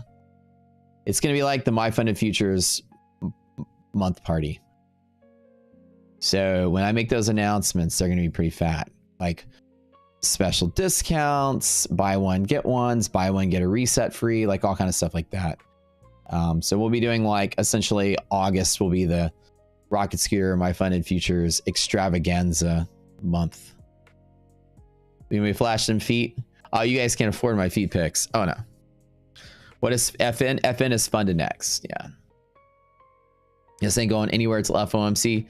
I would like for it to take a dip.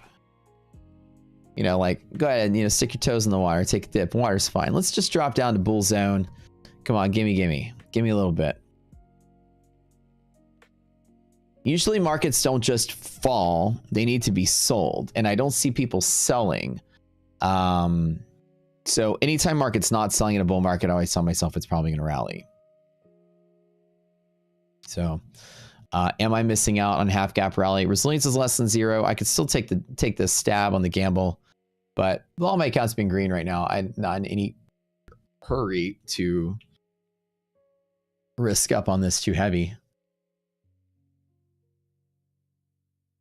New MFFU evals are 50% consistency. Did I say that wrong? I get so tongue-tied here. Let me double check. Hold on. The eval, I'm sorry. Did I say that wrong? The funded is no consistency. My bad. You're asking about the eval, right? The evals are 50% now, I believe. Yeah. That's what you meant. Sorry. You know how hard it is to remember all these parameters? Dude, I get so tongue-tied about it sometimes. The funded side. Yeah.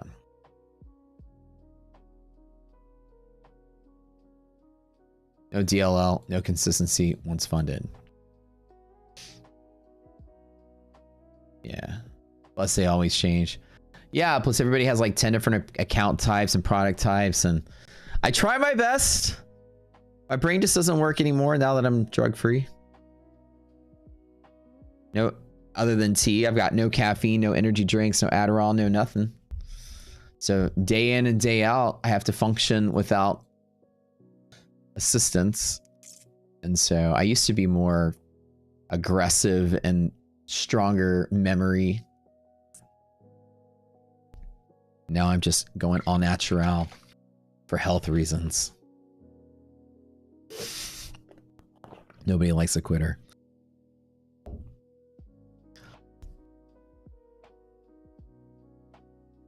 I am stimulant free, and the new iteration of my life. I used to be a freaking crackhead when it came to stimulants, I swear.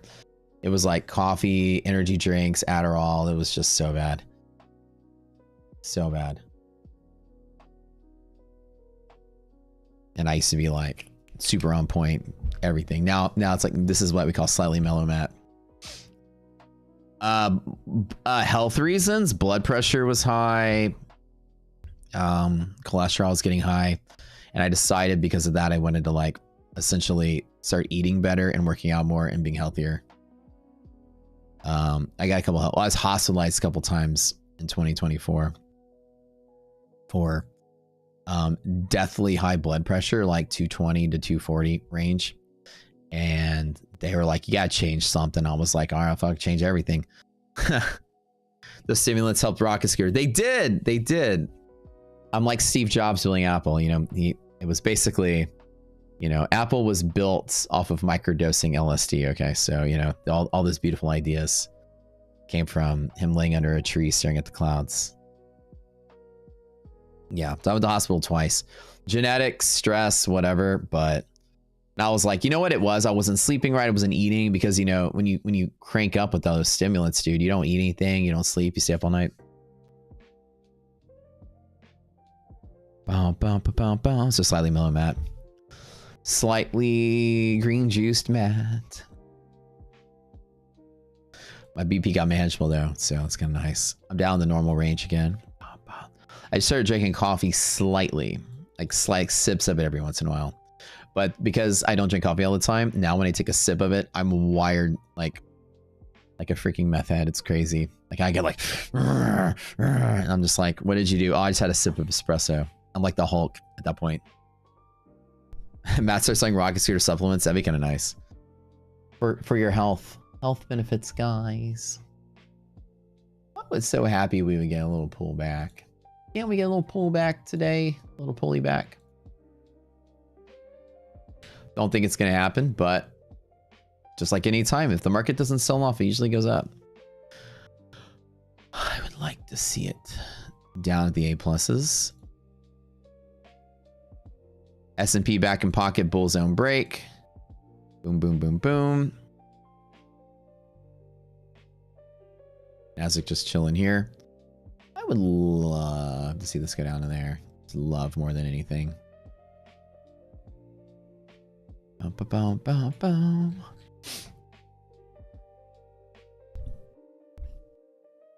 No entries yet. That was my first draw, and I drew that red arrow earlier.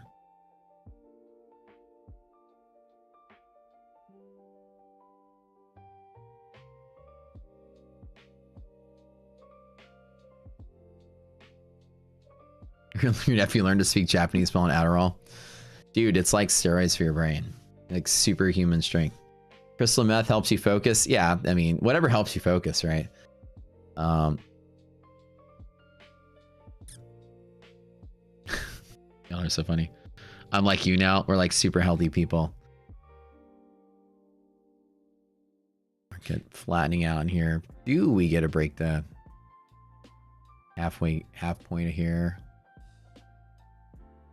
Oops. I didn't take that long out the door earlier. Where's my drawing tool? There it is. There, run length line here. Just how far does this go today?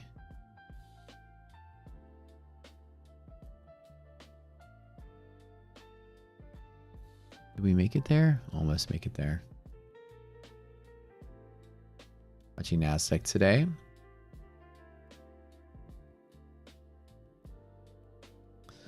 Slightly Nasdaq matte. Headlines. About to have a really busy day today. Fed and everything. Oh, it'd be so great to get a big old rally out of this though. But with Fed, I don't know. I don't know.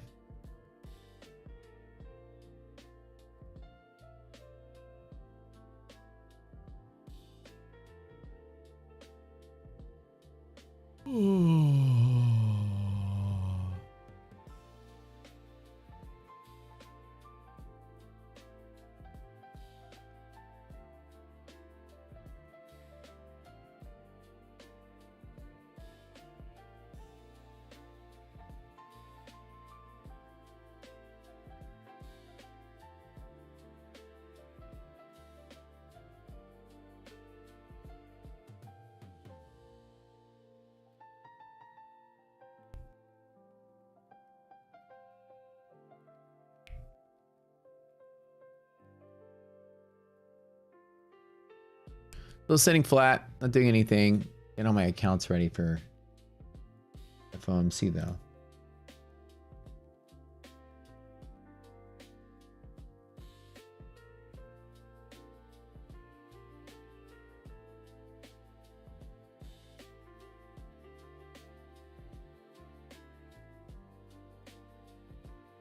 Alrighty.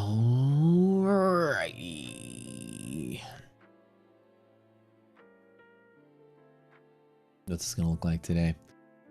It looks like it's still bullish, I guess, but I'm not taking this trade. I'm letting it just kind of span this range. I'm not at all like eager to fight this.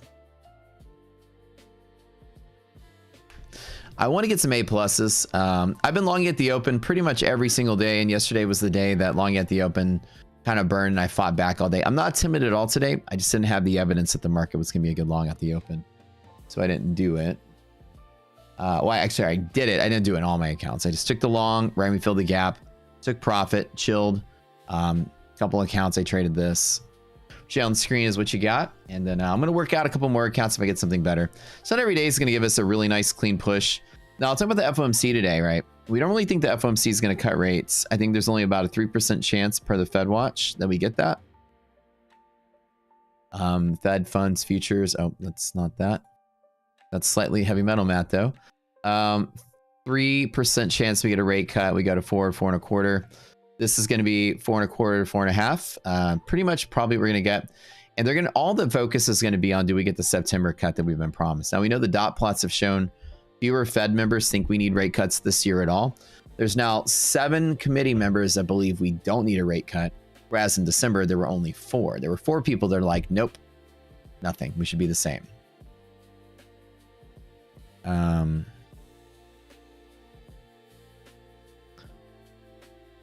So now there's more people in the camp of, again, no rate cuts because of tariffs, right? Still a majority of the FOMC believes we need a rate cut this year. And September was what Wall Street was kind of anticipating and planning. So maybe that's what we'll get. Slightly Gene Simmons, Matt. There you go.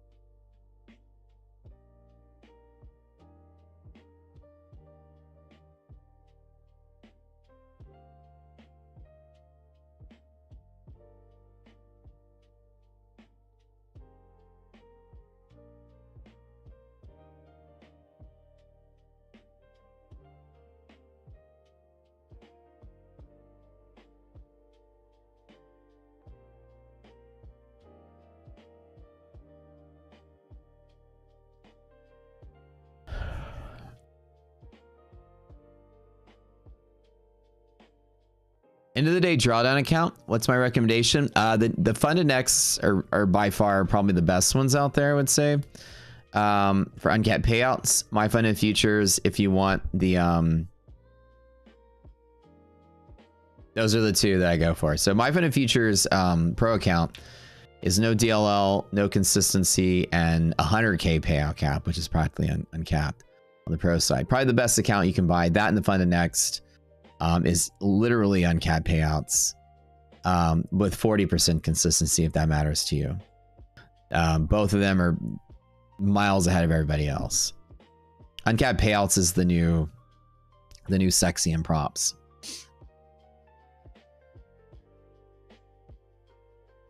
This is where the risk direction is going, to uncapped or bigger caps.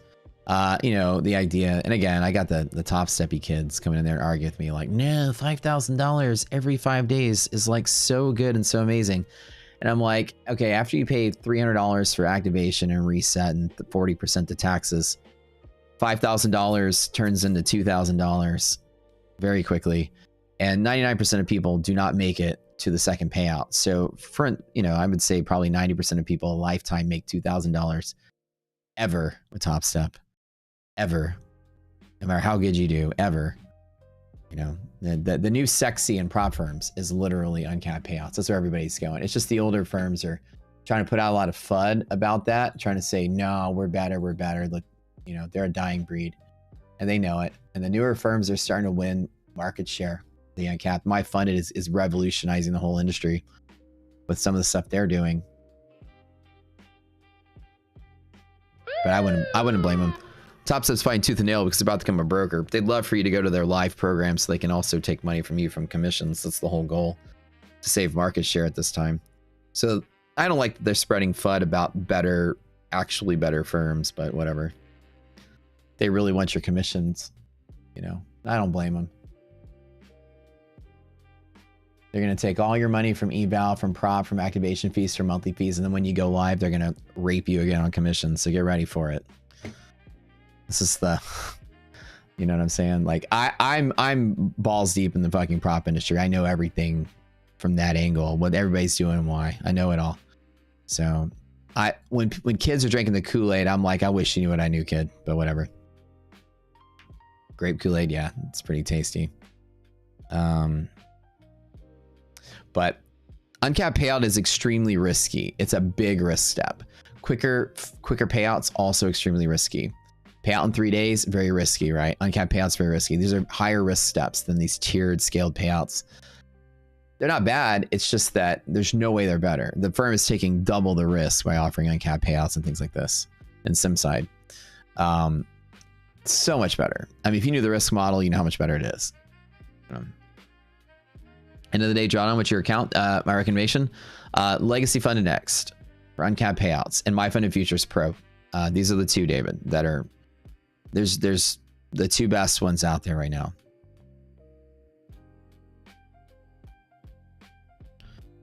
So and people like what B Love Knowledge James, Funded Next is a scam. You're on the trade with them. So let me teach you something again. This is what I don't like about the industry. With traders, no offense to you, you don't know anything either. They're not controlling your trades. Rephrase what you said to say that Tradevate is a scam, because they're the ones controlling your trades. So it's like, this is what I'm saying is like the prop industry doesn't even educate people on what they're actually dealing with. FundedX handles 0 of your trades, by the way. No prop firm does. It's the API. And so if you took a trade and wouldn't execute, you guys are just pointing fingers at the first thing you can see. And this is what I don't like about this industry. It's not your fault. No, not your fault. It's not them that's doing it. Tradevate has an API that's absolute trash and garbage, which you just identify and we all agree with you. Tradevate's a piece of shit. And you're on the chat with them right now. Took a trade, went execute. Nobody there knows anything. And that's the thing though. If you like platform issues like this are part of the prop space that unfortunately, as much as, you know, the prop firm is just a funding source and a website, customer service. Tradevate handles everything. And yeah, it's kind of hot trash at times. And it's not your fault, no, bro. I'm with you, dude. But it's like the prop firm is kind of in the middle. They wish that wasn't happening too. So, the prop firms, they don't teach people this stuff. And I guess that's where my job is, to help you guys know the truth. And you're totally right. I wish the customer service be able to help you faster. But customer service is just like a bunch of script reading VAs. You know what I'm saying? They're not going to be trading experts. You're not like you're calling a brokerage. They understand. They probably are just general virtual assistants or general assistants, right? They're not going to be as helpful as you want them. All prop firm customer service sucks balls. All of them do, because it's not broker customer service is amazing. Call your broker. The brokers that talk to you are trading experts, right? Yeah, trust me, I've never had a customer service experience with a prop firm anywhere where it was like, oh, these guys are great. Feels like a chat GTP customer service bot reading a script. They're all hot garbage, bro. You feel a little better? Yeah, no, I'm with you, dude. It's like, trust me. The firms, their customer service is just this ass. And it's just because they don't hire brokers. And regulatorily, you know, brokers have to hire brokers. They can't talk to you about your account unless they're a broker with a license. So they, they went to school for this, and they're going to understand everything, and they're going to be technical and understand what you're saying. Anytime I talk to Funded Next or any of these bots, I've talked to Tradeify, I've talked to Apex, Take Profit, all of them at different times. And it just feels like I'm talking to some, you know, work from home VA with a headset reading a script. And once you go off script, they're like, they don't know what to say. And they pass you around and everyone doesn't know what to say and you really don't get any answers. So if you need answers with a prop firm, here's the best part. You come to me. I have a direct line to owners and tech teams and stuff. So if you have a really big problem, the rule with here, and that's why you guys come to this stream, the rule that I tell y'all is, if it's really bad and you're experiencing crap with customer service, we know, bro, and we'll help you. Come to me, Discord, just hit me up with your problem. Let me know if it's a thing, and I'll see what I can do. I can get somebody with a real answer to let you know what's happening. When it comes to your order not getting filled, though, a lot of times, I don't know how you can prove that. If you can prove it, send a video, and usually they can comp you or hook you up with an accountant. But you got to have proof of it. You can't just say, like, hey, my order's not getting filled. And in the prop firm's defense, people can blow up their account all day and be like, well, I couldn't close my trade. Dude, so they kind of like, if you have proof, I'm sure they'll do something about it. Send me a video or a picture of it not happening or whatever. I'll help you. But yeah, no, love, dude. I got you, man. We're family here. I take care of you guys here. Like I'm allied to my community more than anything. So like I say, if I'm of any help, I leverage whatever connections I do have to at least help you guys have a better experience. Customer service is usually trash. Trust me. My customer service team are all traders, so at least they're helpful to you guys. Y'all experience anything with Rocket Scooter? Maybe you've had a good experience, hopefully. Until Fabio saves the day at My Funded. My Funded is the one place that I've seen great customer service, and I'm not just saying that. I work with them. The team at My Funded are all experienced folks and experienced traders, and a lot of them really good. Luke is great, Fabi's great, Matt's great. They're actually pretty decent over there.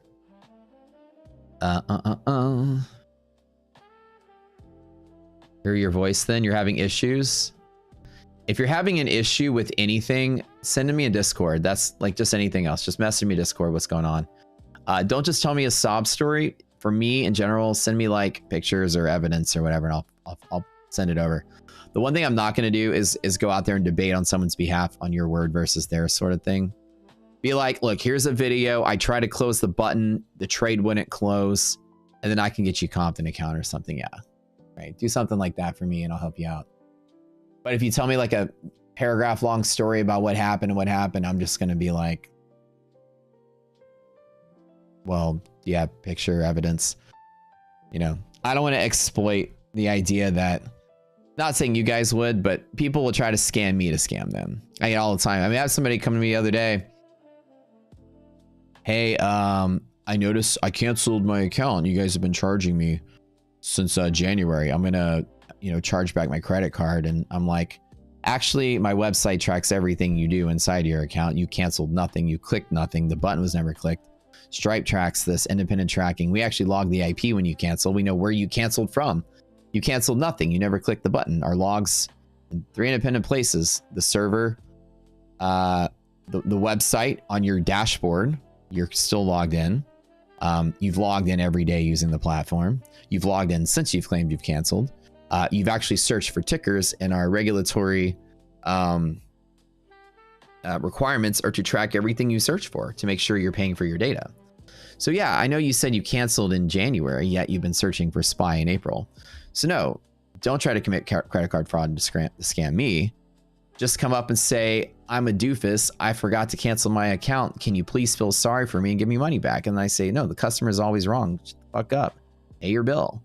Don't try to scam me. But if you come to me and say, hey, I forgot to cancel, man, and I'm having money problems, and I'm usually extremely cool. If you try to scam me, I'll tell you to fuck off. Like, so that's kind of like how it is. I had somebody yesterday come up to me with a family emergency, and not only did I help them, I sent them more than what they asked because, well, I don't know. That's, I feel that way. Honesty needs to be rewarded. I'm such a parent, I know. But people are always trying to pull fast on each other. So these prop firms are very defensive because, everyone's trying to scam the casino. And so you have to understand that on y'all's behalf, people come to me and say, I tried to use X and Y prop firm. Can you help me? I'm like, what happened? well, this, and this. And all I ever say is just send me some photos or send me some evidence. The best thing to do, if it's happening in the moment for you guys, always grab your phone and just film it. Like I had a thing where I couldn't close trades on Tradeify one time, or Trade8 one time. And I got them to refund. It was in Funded Next, I think. And I got them to refund everything and give me brand new accounts. I'm like clicking the button to try to close and it wasn't closing. So grab your phone and film it. And then that's pretty much all you need to do. Bum, bum, bum, bum. Send them an AI song. Yeah, pretty much. But I did. I did have somebody, and I was like, you didn't cancel your account. I'm not going to feel sorry for that. And please be responsible with your finance. I'm usually pretty snarky about it too. I'm like, look, don't try to pull a fast one on me. You're being dishonest. Just admit you're being dishonest, and I'll give you we have a no refund policy, but I'm like, admit you're being dishonest. You know, I'm a lawyer. This person was like, I'm a lawyer and I have a team of lawyers who can work with me. I was like, great. I've got a team of lawyers also. What are we going to go to small claims court so I can again prove that you didn't cancel your own shit?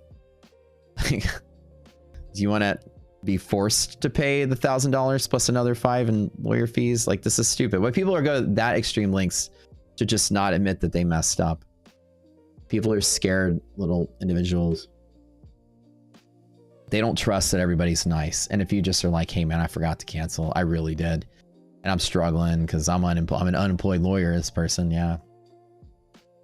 Look, I don't know any lawyers that are that angry about $300 or whatever it was, but whatever. I was like, if you apologize, I'll send you $500 to shut the fuck up. That's really what I said. And they're like, I really am sorry. I did forget to cancel. I'm like, see, you did. Here's everything you need, and now good luck. And it's just weird because I don't know. I guess in a business owner on Wall Street, I take the stance that the customer is always wrong. I really don't care. If you're gonna pull a fast one on me, I'm never like, oh, it's okay. I'm not like a restaurant. Oh, is it okay? How can we help? Is it okay? Was your rosé not cold enough? Can we chill it for you? I'm so sorry, Karen. Like, I'm like, nah. This is a world of schemesters and tricksters, and everyone's trying to pull a fast one. You got to be tough and rough, and that's it. Am I in a trade? Nah, Carol, I'm just chilling. Nothing right now. But people, if you're honest, and I'm totally cool with, like, you know, we're all humans, we're all family, we're all trying to get ahead, and shit happens in life.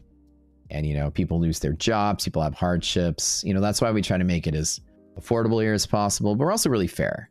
We're extremely fair. And I know there's a lot of people that are like standing on business. No, we have a no refund policy. Suck it up. And, you know, if you got something going on in your life and it's tough, we're the first people that'll be there for you, helping you guys out. So, but don't take advantage of that. That's what I'm trying to tell y'all. So got business to run. Market's absolutely trash right now. Yeah, it's looking kind of blah. It is sort of consolidating higher to push higher though, which I do like.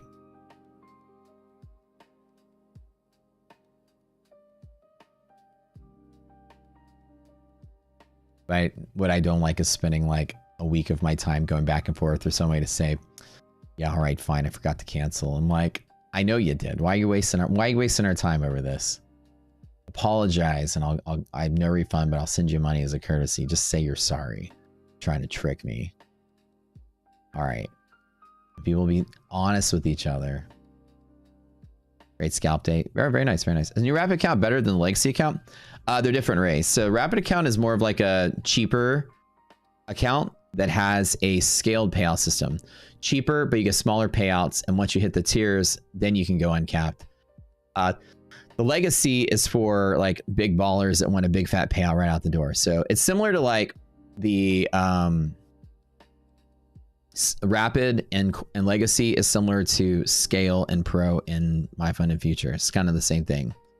Cheaper tiered payouts, but it's really good. It's like a one day pass on eval and 3 days to pay out. So you can get payout on your 4th day, and then every 3 days after that. Payouts are small. Once you get to the 5th one, it's uncapped, which is kind of cool.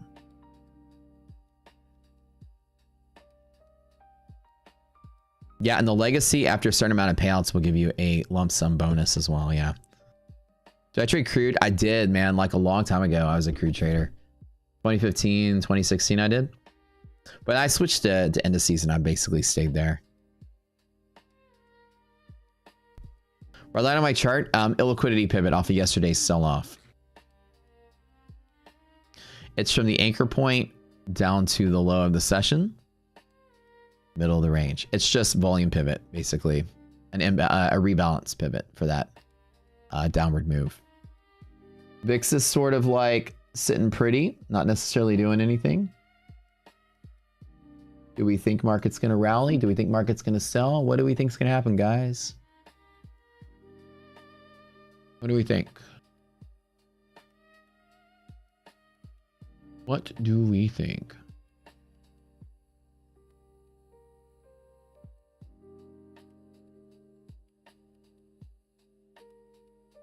Going down? Do you think we're going to down? Y'all feel like it?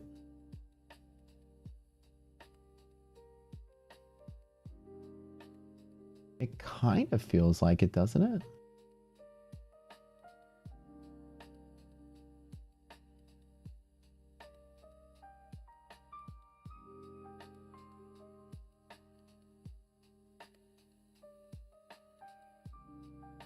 Although this is very much pressing up in like this wedgie sort of pattern here.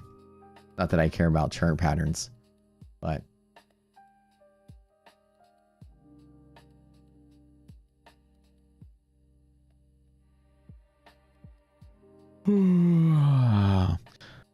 I can't wait to get my construction team in here building my little movie theater wall. That's going to be so much fun.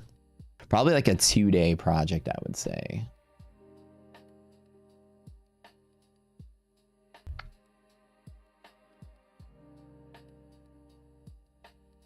This red line at minimum, I think, is where we tap and then pull back. I think that's the kind of retracement node from that last particular move.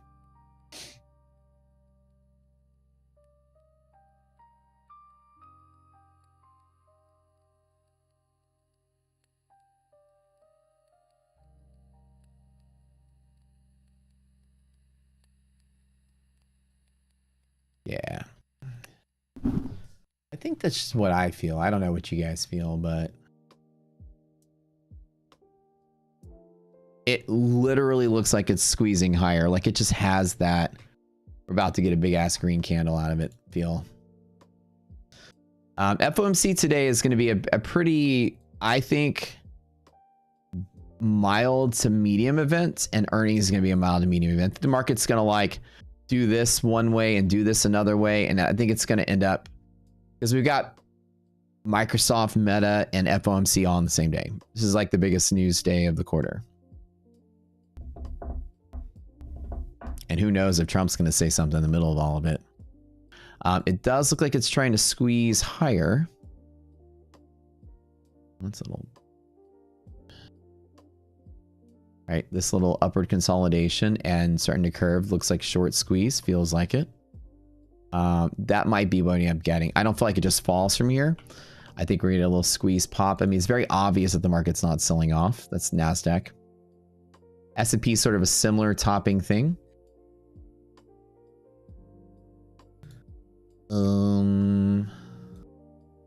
Double check the stocks here. Resilience is totally fine and dandy.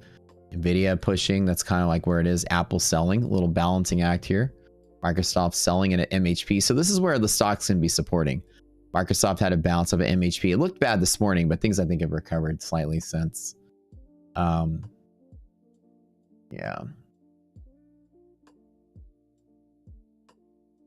Meta, MHP lower. Tesla. Dude, just for fun, should I push the short button? No, don't do it, Matt. Don't do it at red line with 2 micros. It's not a short setup that we have. No entries on red line. Just sold all 15 contracts full port. Let's go. Okay, let's do it. All right. Why not? All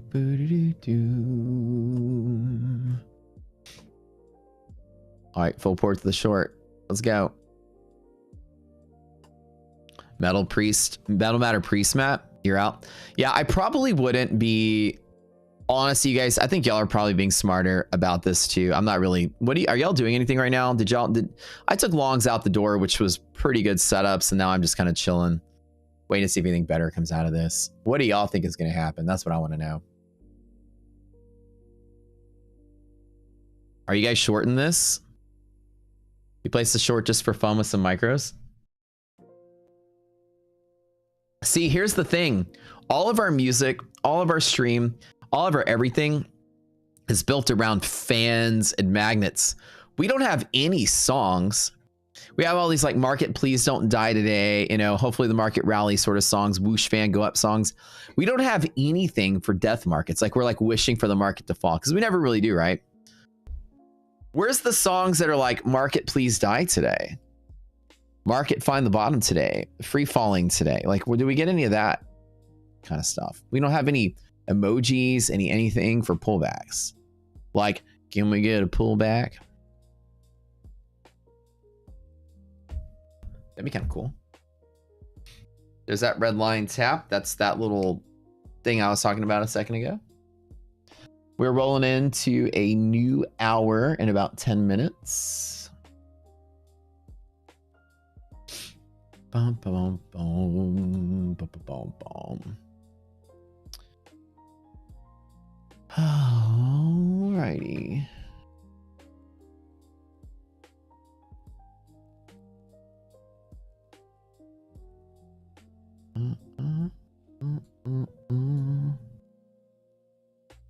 There's the red line tap on NASDAQ. Let's look at S&P for the same spot.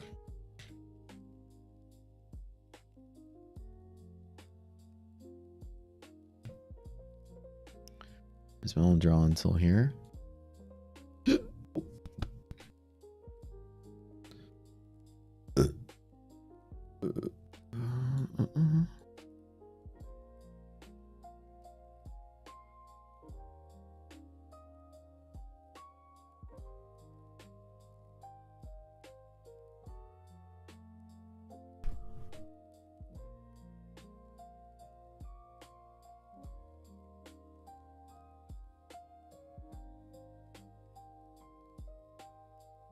Just marking about where that IRL was.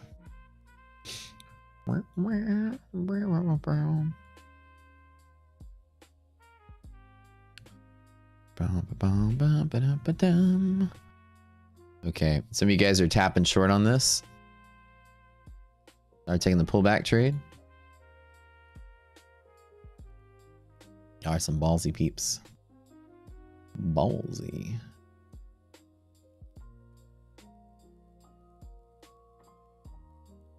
One micro, let's go. You dare me to? You dare me with one micro? Let's do it.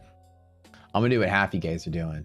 No reason to short. No, zero reason to short. Please, this is a terrible idea. It's the worst idea in the world. But you know what? If I can make $5, I can make $5 and we're good. Let's go, baby. $3, $4, $6. Let's go. No, one micro. This is big balling trading right here. If I can make $15, I'm gonna order me some McDonald's with it. DD bands are off they're way out of bounds right now. They're not even anywhere close. Come on, let's make $20 today, baby. This is not a good setup. This is not a setup I teach. This is nothing I teach. This is just gambling on direction pre-fed. This is just to put something, just to have some kind of excitement while we're sitting here instead of me doing nothing. One micro, and I don't even care. It's the design of this is to stay down in here. Everything's good for the bull side though, so this is not a good idea. But I kind of wanted to join you guys in the fun.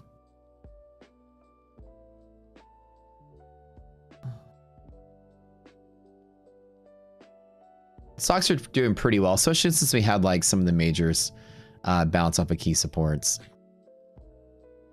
If it starts to consolidate here, I'll probably just close out. But the idea was just to support. Again, all evidence is markets pointing up and things are doing good and stocks are getting a bid. So this is just retracing that whole thing from yesterday. And the question is, do we support there and sell off or not? Don't think we do, but we'll see if anything comes out of it.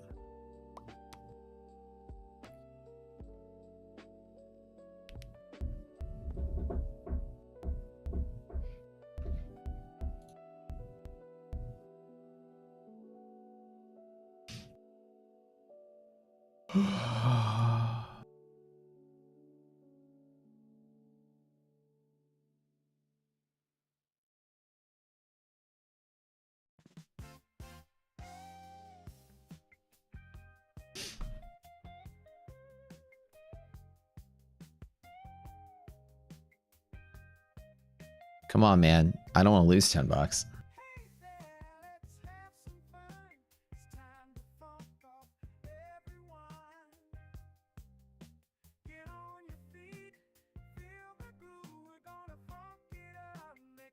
I don't know. Whenever I do my playlist here, at the end of the playlist, it does kind of like the Spotify thing where it goes and finds like other music to play.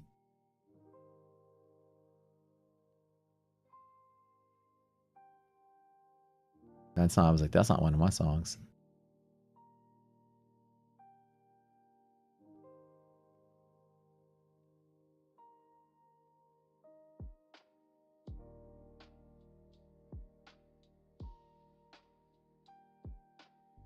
No.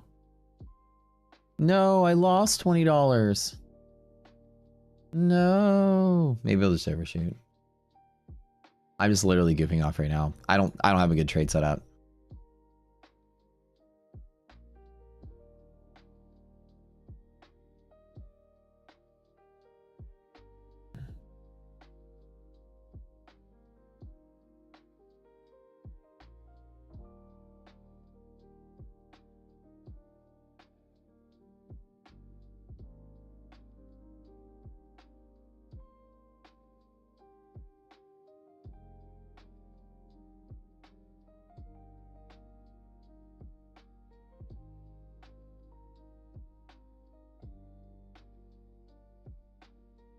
Oh, wait. Oh, wait.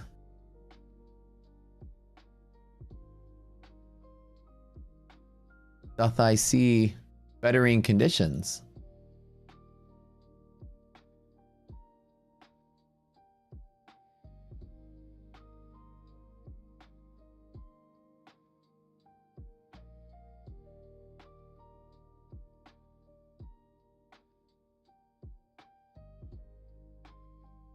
Oh, I've made $12. All right, let's go. Well, I am a masterful trader here.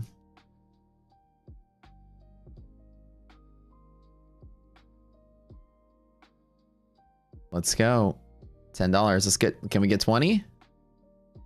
Can we get $20? What's up? You fade Coach Dakota every time. Bless his heart. He's trying though. You know what I mean? We were all beginners at some point.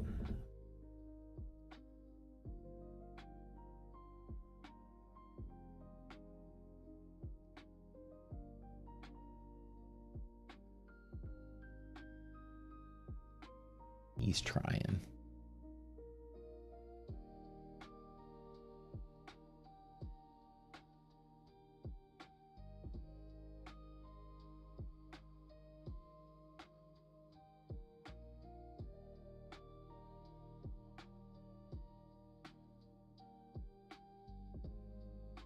I wish they would approve my past accounts much faster, and I'm working with them to tell them to update their dashboard to update quicker. Yo, $23. Let's go. Let's go. $28. Let's go. Let's go.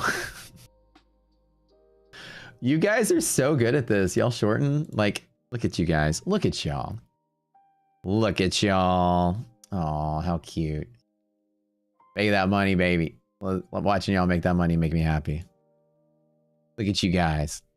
Look at you guys. They call themselves coaches over there. Oh my God. Coach should be an experienced player of the game. All right.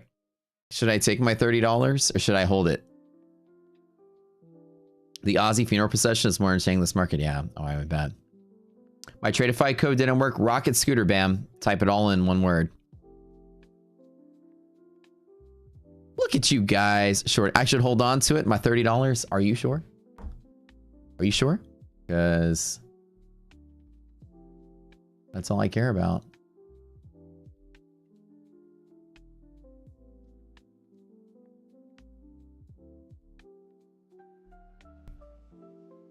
Okay, I'm only holding because you guys did, but I'm holding you accountable. If I 1 micro ends up not paying out, you're all accountable for it. I'll be taking up donations for the $30 I lose. I'm just letting you know.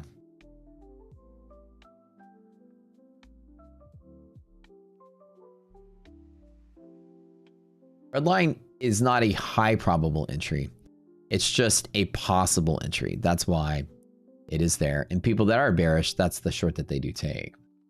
So just because, and I don't want you guys, I still want to be able to say that I've only pushed the short button twice. I guess this technically counts as the 3rd time, but this is not because I want to short the market. It's just because I don't want to be alone. I have FOMO. I'm watching you guys have fun, and I don't want to be the only one not having fun. I have zero evidence market's going to sell off other than some kind of feel pre-fed that we end up closing back down inside of the gap here. But evidence doesn't state that, but you guys are trading off of some kind of feel of this market. And I've got FOMO. I see my friends doing it, and I want to do it too. I know it's a great trading strategy, right? And you guys usually come here to watch greatness and masterful approach, but sometimes when I'm doing nothing, we're just going to goof off.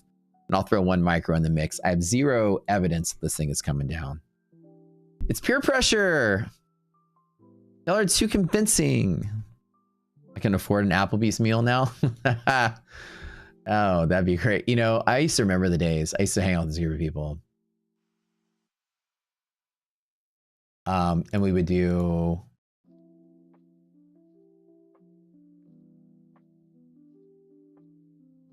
Hold on 1 second.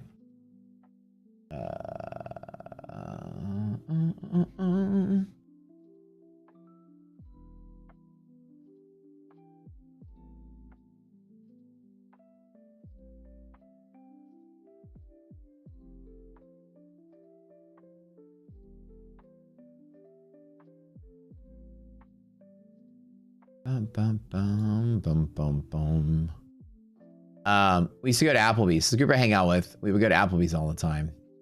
Like, not all the time, but on occasion. I don't like to eat at Applebee's, like normally. But like, we would go to Applebee's and we would call it like red carpet night at Applebee's. Huge event.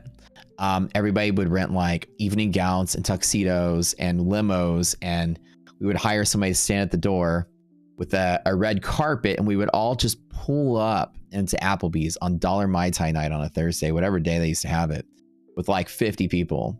And we'd all pile out of limos, and like people were like taking pictures like we were celebrities. So fun. This group of people would do this. And we would overwhelm the staff. The first time we did it, it completely overwhelmed the staff, and the restaurant was going crazy, and we felt so bad that we would call them, but they were like, man, this is like the best sales we've ever had. But we were overwhelmed. They're like, all right, we'll call you next time that we like invade your store. That way you can staff up. So then like it was a monthly thing, and they would like double down on their waiters for that night. And the waiters loved it because they got crazy amount of tips. It was hilarious. $50. Guys, I'm rich. Oh, let's go. $50. I'm having FOMO. Listen, don't tell people I pushed the short button today. All right. Just don't tell anybody. Don't tell anybody this happened. This did not happen today at all. This account is $488 plus $50. If you tell anybody, I swear I'll kill you. It's like, this is our little secret. This never happened. No evidence for me to want to do something like this. I'm just retracing the move.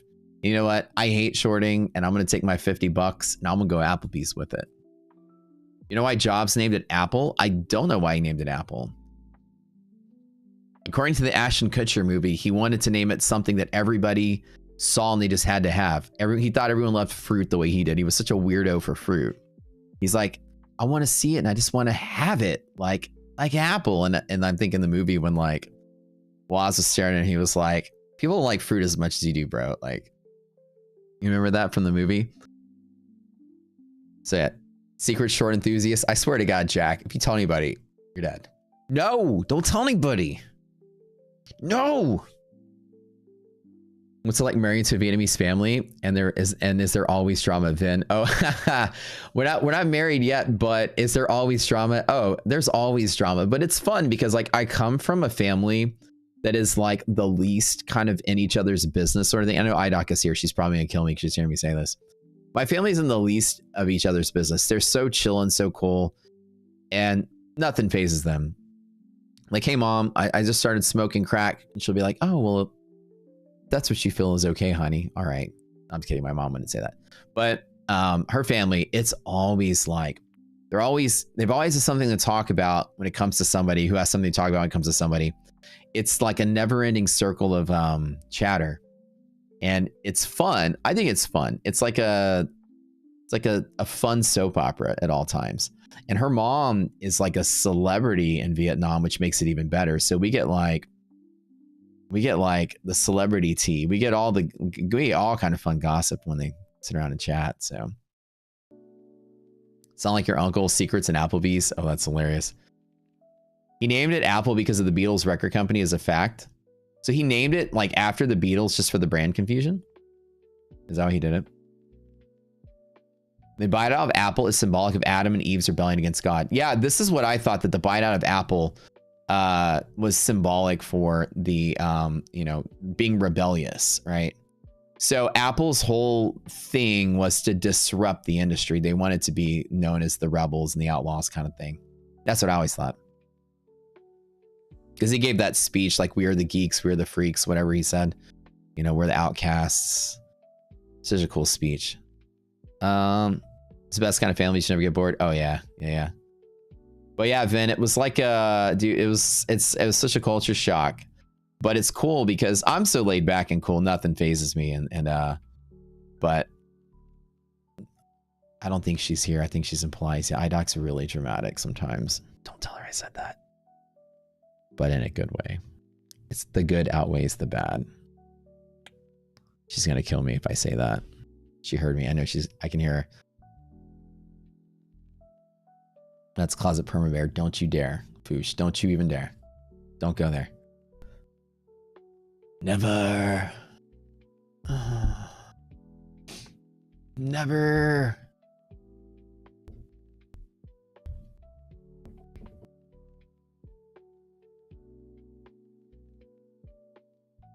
Vietnamese, Ven is saying that Vietnamese people gossip and lots of drama, but they still very close, strong bond. Yeah, that's what I noticed about their family. Everybody's very close. And everybody is very courteous and very respectful. Like,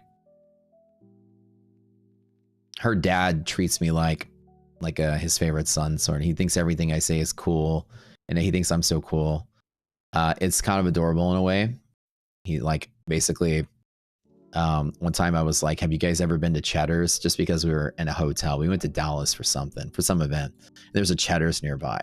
It's Cheddar's, right? It's like a Chili's, but Cheddar's has like the, the croissant. Everybody loves the croissants at Cheddar's. They're so good, right? And I was like, let's go to Cheddar's. So Dad had never been there before. He's from Vietnam.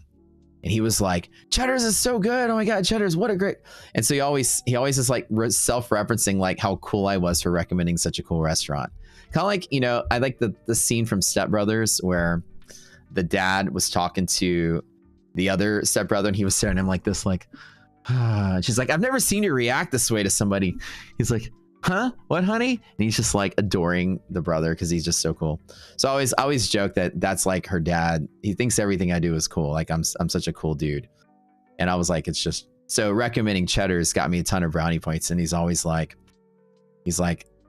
remember that time we were at Cheddar's? Like, I remember. Yeah, I do remember. It's funny. I'm really not that cool, but so it's nice. Yeah, they're super close. Her dad is actually a really, really smart guy, and he's really like, he's done everything in life from like, he fought in the war, he was a pilot, he's opened businesses, he's a businessman. So her mom is a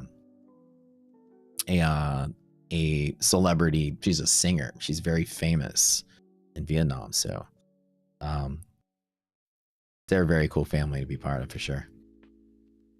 How did we meet? We met on Grindr, you know, typical. No, I'm just kidding. We met on Hinge, on a dating app. They talk behind your back, even in the family. Oh yeah, I'm sure IDOC right now is sitting in her car talking shit about me to somebody. All right. Speaking of IDOC, let me see what she's up to. She's still at Pilates, I think. Where's she doing? Hold on.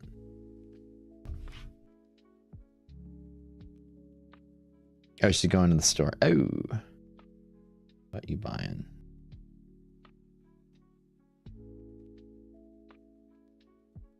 Dude, you mean I could have been making a whole lot more money had I held on to my one single short that I had? Wow. So how many people here took the short, by the way, off of the red line? The red line is illiquidity pivot. It's one of the techniques we teach in the boot camp. It's a really solid pivot it's a really solid technique for finding high volume pivots off of previous day's events. It's just an imbalance pivot. You guys took the you guys are shorting there? Ah, very nice. Very nice. Very good. Very good.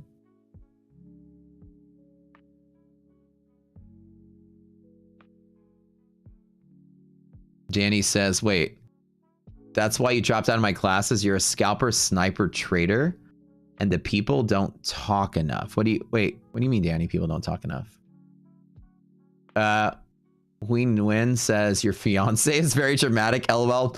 Bro, dude, we can't be talking like this, man. They're gonna find out that we're saying this, all right? We're all in trouble. You know, the boys sitting here talking about our girls behind their backs. Yo, you know we're in trouble, dude. They're gonna know about it. It's like, you know, we're all at the house, we're all playing cards, and all the girls are over there, you know, making flower arrangements or something. We're talking shit. They hear us. They hear us right now. We're not gonna get away with it, dude. Ask IDOC about Viet Minh husbands. Okay.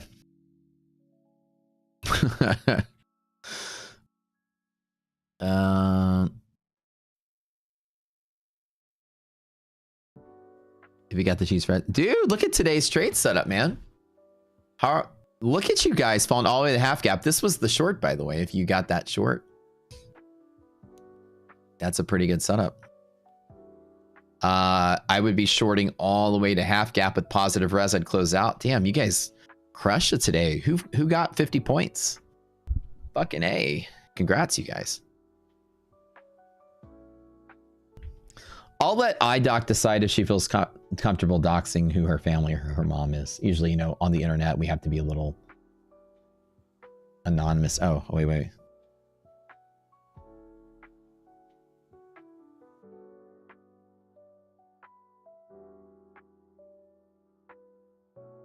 Damn, you guys, crushing it. You guys said Dallas doesn't have many good restaurants. We weren't even really staying in Dallas. We were staying kind of like on the outskirts in the burbs somewhere. Recently started watching my streams. You got to say you really enjoyed them. Mason, you're new to day trading. Your content's very super helpful. You're soaking up as much info as you can. Oh, fantastic, man. This is great. I really appreciate you being here. Asked what were the NQ DD band numbers an hour ago. Nobody said anything. Danny, because the stream isn't designed to give you our indicators for free. That's why people don't say anything. As a matter of fact, no offense, they're trained to not tell you anything. The idea is this is a paid service that people buy. And when people are like, hey, Matt, can you show me hedge pressure? Can you show me DD bands? I get it. You guys want to come in and get all my tools and answers for free. Our mods are actually trained to not do that, and I tell them not to do that because that's really not the point of the stream. Not to say anything personal to you, but just don't feel like you're being ignored because we're careless. You're being ignored on purpose by my direction. I tell people don't give away, don't answer questions like that. Nobody does. Like, hey, I don't want to buy the service, but can you tell me the answer, sort of thing. Our mods just don't do it. I mean, I'll do it as a courtesy every once in a while if you want the numbers, but that's kind of the thing, right? Just FYI, it's not expensive at all, but here's the numbers for DD band if you need them. Just because I don't want you to feel like we're picking on you. We love you, dude, I promise. But that is part of the thing. But this is the last time I'll probably stop what I'm doing to give random answers to people. So like, hey, can you pick a different tick? Hey, can you load up gold and show me the liquidity map? I get that all the time. It's not focus of the stream, you know, to do that, but I'll do it for you this one time. If you need anything else, let me know. I'll hook you up today, bud. I got you. But don't feel like we're careless. It's purposeful. So. You stayed in Uptown last week for your birthday. Old Warsaw, great restaurants. Yeah, in certain areas, Dallas actually got pretty good growing like restaurant culture, actually. Just kind of nice.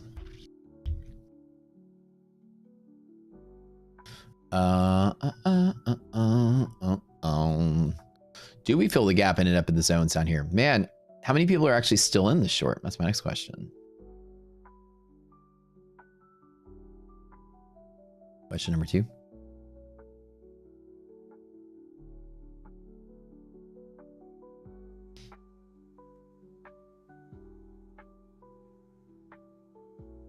Bro, revealing the DD numbers for Nasdaq isn't a big deal. Geez. No. All right. It is a big deal. Geez.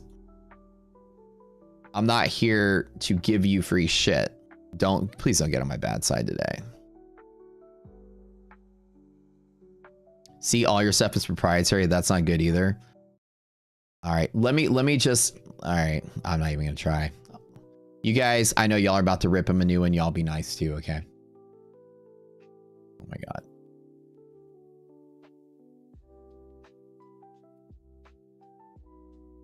You having a bad day today, brother? Like, what's going on, man?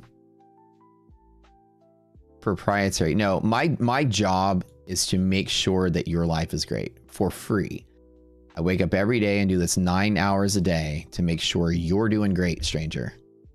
Don't worry about me. Not like I got kids or a family to feed myself. I want to make sure I get up. The first thing I'm going to do with my day is make sure you're fucking all right. You, some stranger, I don't know, make sure you're doing well. Make sure you're making money. And it don't cost you anything. That's the best part about your life. I didn't know guys could be fucking Karens. Oh my God. Jesus Christ. What's wrong with some people? I love you, man, but dude, come on. Now you're just being weird. All right, Darren. All right, seriously. Like, not that I mean, yes, I can be helpful, but the job is not for you guys to, you know what? I came up with this cool idea. I don't have to buy the platform. I can just ask the streamer to give me all the answers. That sounds cool. Yeah, let me go to the movie and just put my ear to the door and watch the movie that way.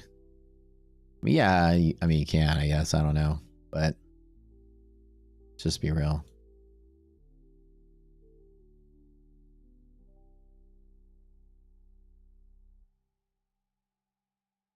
If you want the tools, just buy the tools. I mean, that's kind of the thing. I try to be nice, but then you're like, your stuff is proprietary. It is, right? I mean, I spent 5 years of my life building it. So I'm very proud of it. And, you know, it's part of a... Come on. We love you, dude. Come on. We're all cool. We're all friends. We're good. Be good, brother. Yeah, it actually wasn't free for me. We kind of spent millions of dollars building it too. And we employed 22 people.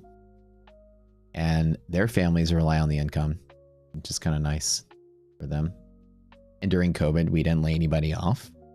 I paid out of my pocket during COVID when business was way down to make sure nobody got laid off.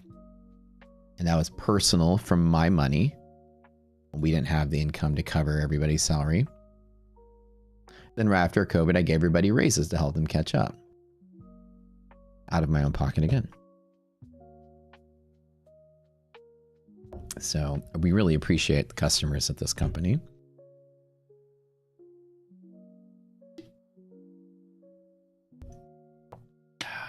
Are you guys ready? You guys ready? Ready for giveaway? It's giveaway time, baby. It's giveaway time. We're getting close to that.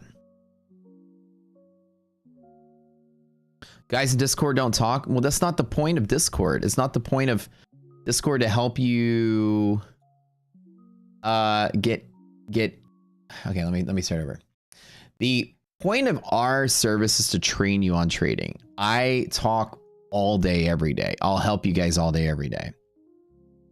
One thing we don't do on the stream is take requests to, can you load up this liquidity map? Unless it's pertinent to what we're doing in trading. I get people say, hey, can you show me a Bitcoin chart? And I'm like, well, we don't look at Bitcoin here. Well, why not? I mean, can you be helpful? It's not that our style is not like a radio show where you call in and tell us what to play, right? We have a direction and we stick with it. In the Discord, the thing is to support education too. During a trading day, people are busy focusing on their trades. It's not a standard Discord server where it's like call outs or help. We're not here. A lot of people are used to Discords being some guy. All right. Okay. All right. Let me reset the bot. Everybody type my funded futures right now. We're going to do a giveaway. 5 accounts.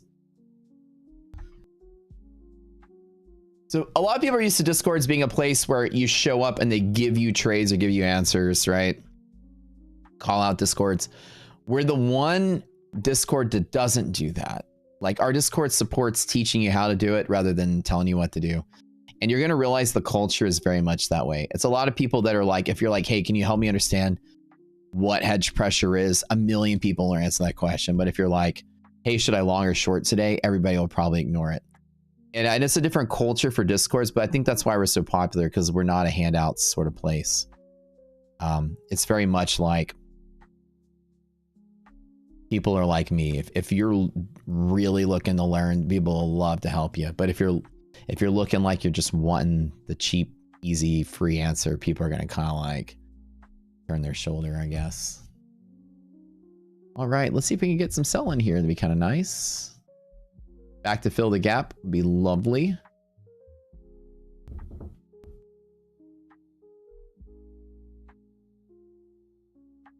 Well, they used to say, God, my people are trying to make money. Yeah. I like that you said, bro, the bottom line is people are trying to make money. Yeah. And to end this conversation, I'm trying to make money. So let's get back to it. All right, go spin the wheel in a second.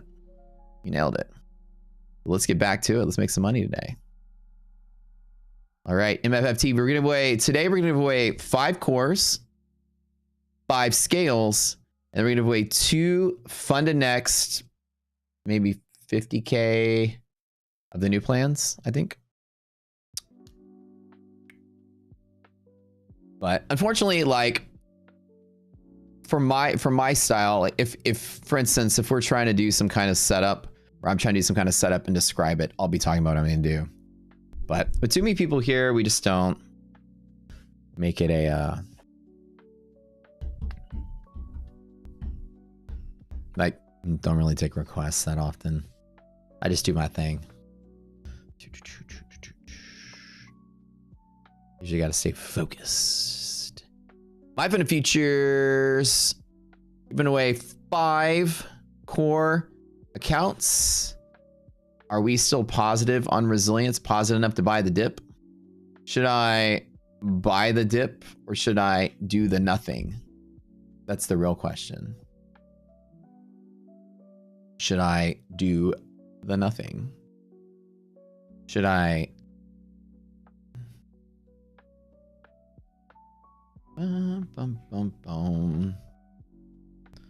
But just trying to let you guys know, if you're like, man, I wish, you know, the guy would give me this or give me that. I'm very much by ethos and by design of everything I do anti that. And I really want to make sure I teach people how to trade. I'll be honest, we're one of the biggest streams, period. And I don't care if any of y'all make money. That's not my goal. Everyone's like, oh, buy my Discord, bro. Let's bank, let's bank. I'm like, here, I don't give a shit if you make money or not. I never will. It's fun, I guess. I want to train you how to do it. I don't care if you make money. I never will. None of you. No offense. I love you guys, but this Wall Street, baby. If I could take all of Wall Street's money and put it in my pocket, that's my goal. So in general, just jokes aside, I'm just being funny just to be funny, but jokes aside, in reality, I want people to earn it like I did. I want to empower you to be good at it, and I'll be so proud of you if you do it. But I'll never be the kind of person that's like, here's the answer, here's the free thing, let's all bank together. That's a Discord seller rhetoric. I'm not like I'm not about it. Okay, you guys ready? We'll spin the wheel here.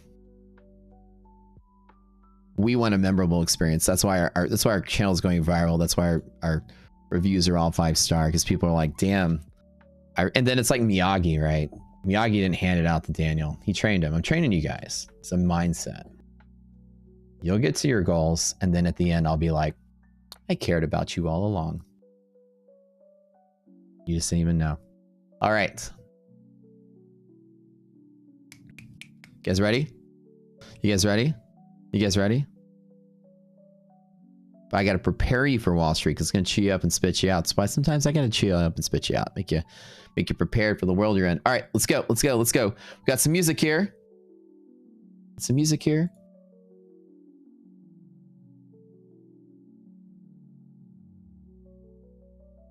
We have so many songs now.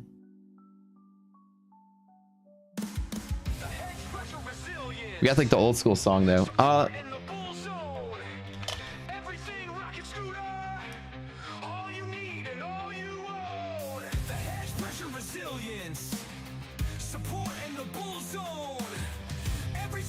Rocket Scooter. All right, 5 winners of My Fun and Features core account.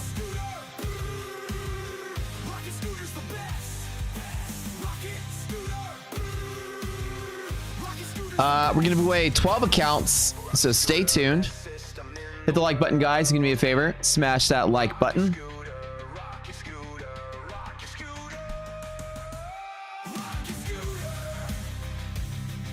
Pretty simple today. My Fun and Futures has given us, by the way, some little announcement here. Burnt Nug. We're number 1.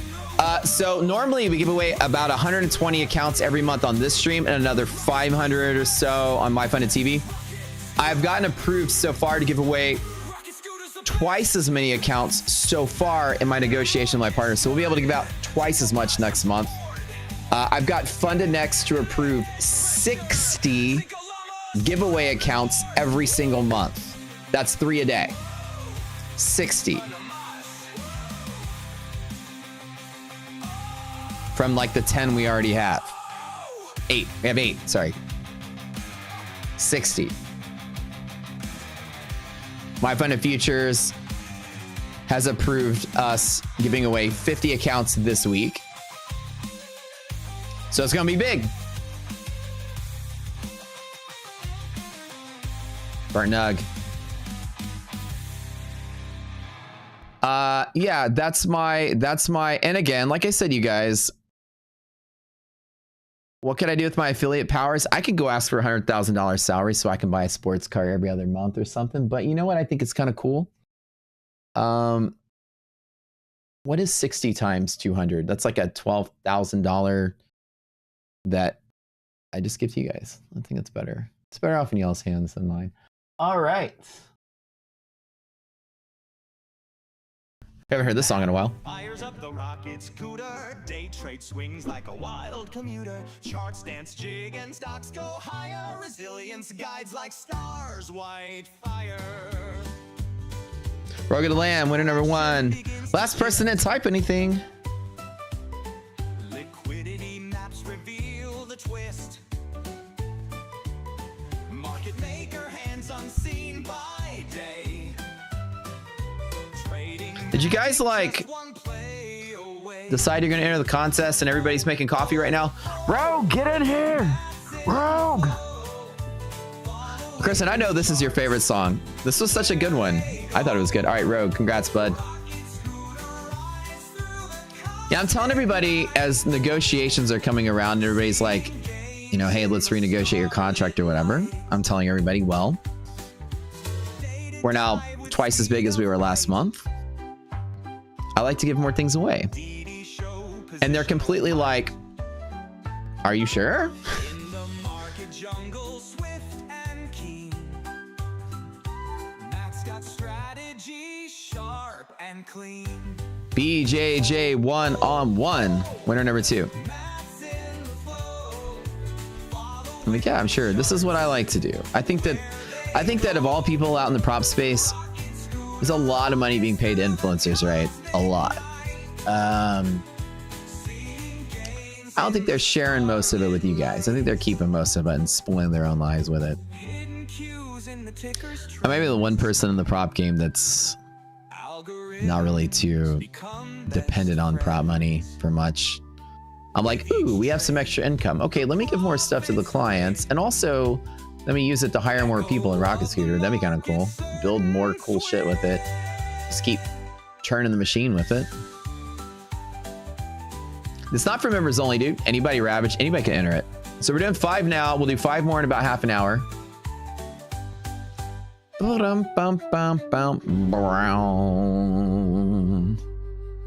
right, wait, we need one more song. We need to have, like, if I play the Please Don't Fall Today song, but the other way, like I play it backwards, then will the market fall? Because I know all you guys are probably shorting today.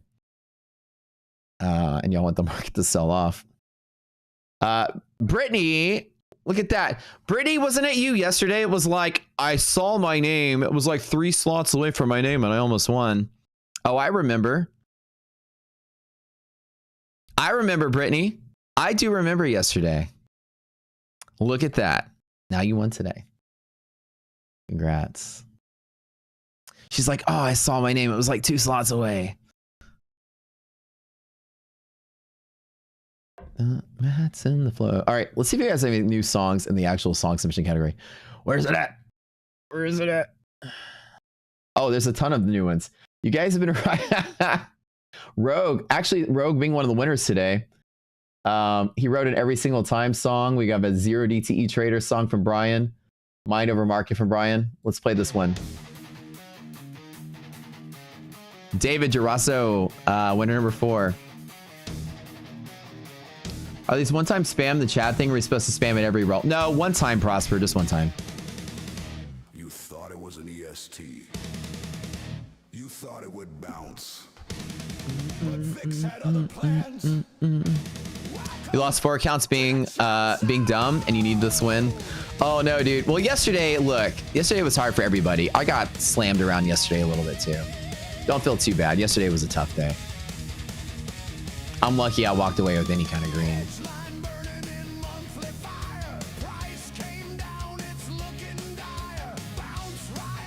Somebody said, Brittany, you should take the boot camp. Yeah, you should, Brittany, if you haven't taken it. Ozzy wants the DD numbers. All right, fine. Danny, if Ozzy says DD numbers, bro, I got you, dude. All right, here. Write it down. If you throw Ozzy at me, fine. I got you. 22, 40. But honestly, like, David.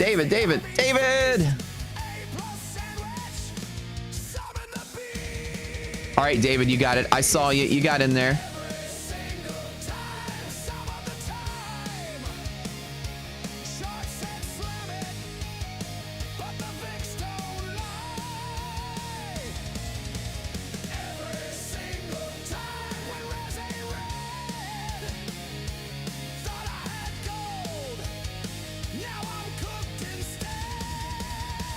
I like this. I like this version of I like this EST. I like all the EST songs, actually.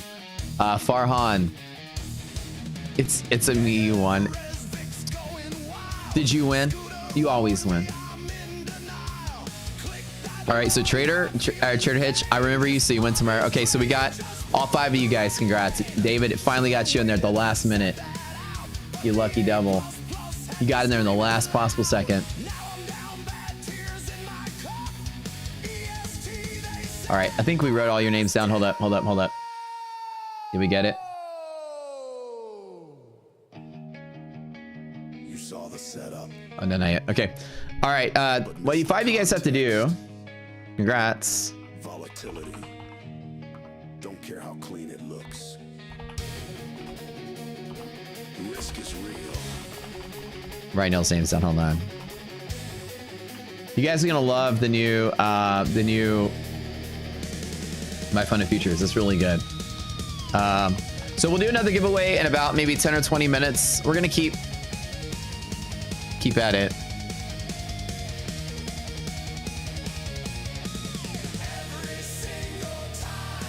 Now, what you're gonna do for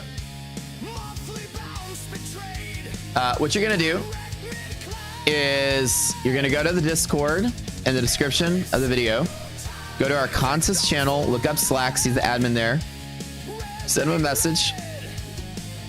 I'll give you instructions on how to get your account. You need to have an account with My Fun and Futures already. Get ahead of his ask and get you to take a screenshot of your YouTube ID so they know it's you. And then send that to him and then give him the email ID and then he'll hook you up with the account. So, again, we're going to be giving away over 200 and something accounts so far every single month going forward on this stream. My Fun and Futures has doused us with 50 to give away this week. Fun and X has doused us with 60 to give away every month. That's the new rule going forward. I asked for that from these guys.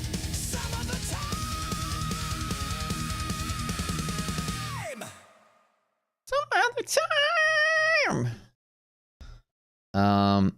With 6 YouTube accounts in 2 months, you still haven't won. The bot hates you. That is very unlucky. I don't know where the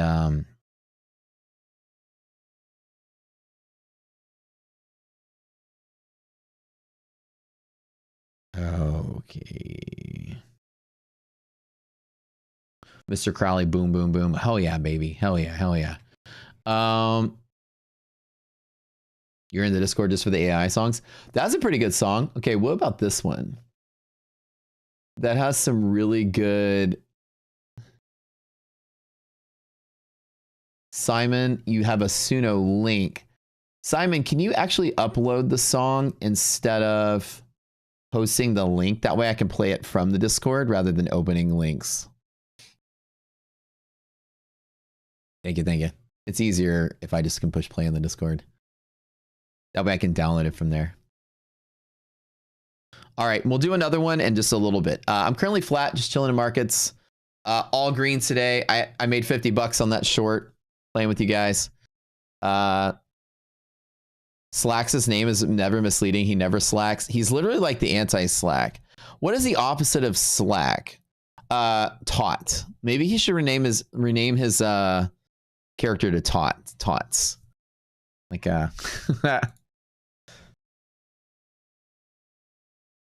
yeah. Tots. That's his new name. We'll call him Tots for short. There we go. It's an ironic name. Yeah. It's probably right. It's extremely ironic. I think Andrew's like the hardest working person I've met next to like everyone I've ever known. Engineering or otherwise. Ride the Crash from Simon. Let's play this one. All right, this is a Ride the Crash. So Simon's putting in like an anti-bull market song. The first one we've had, I think. Is Andrew Slacks? That's correct. Andrew right here is Slacks, yeah. The guitar in the picture. Bro, the guitar is dope. Look at this.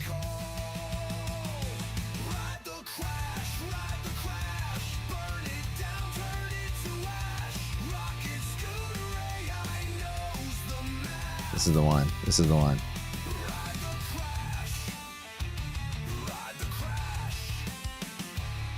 I like this one. This is nice.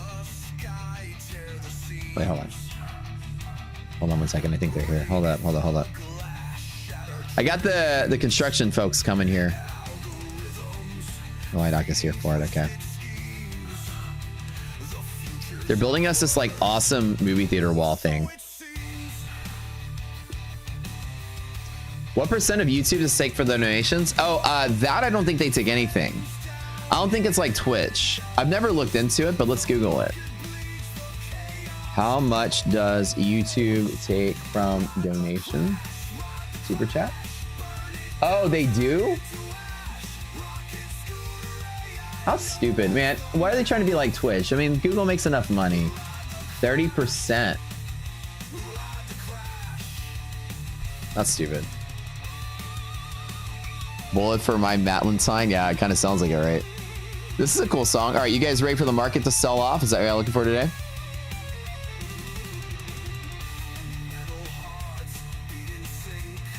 So Itai, right? The scaling plan 3 minis of 15 micros. So 15 micros is more than enough, right?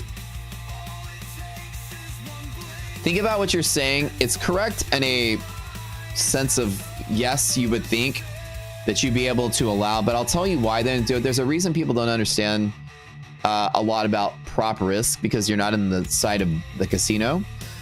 Number one is when you give somebody the ability to trade 5 minis and 50 micros, it's very simple to win and scam money and get lucky at the casino if you just like long with micros with basically no risk, right?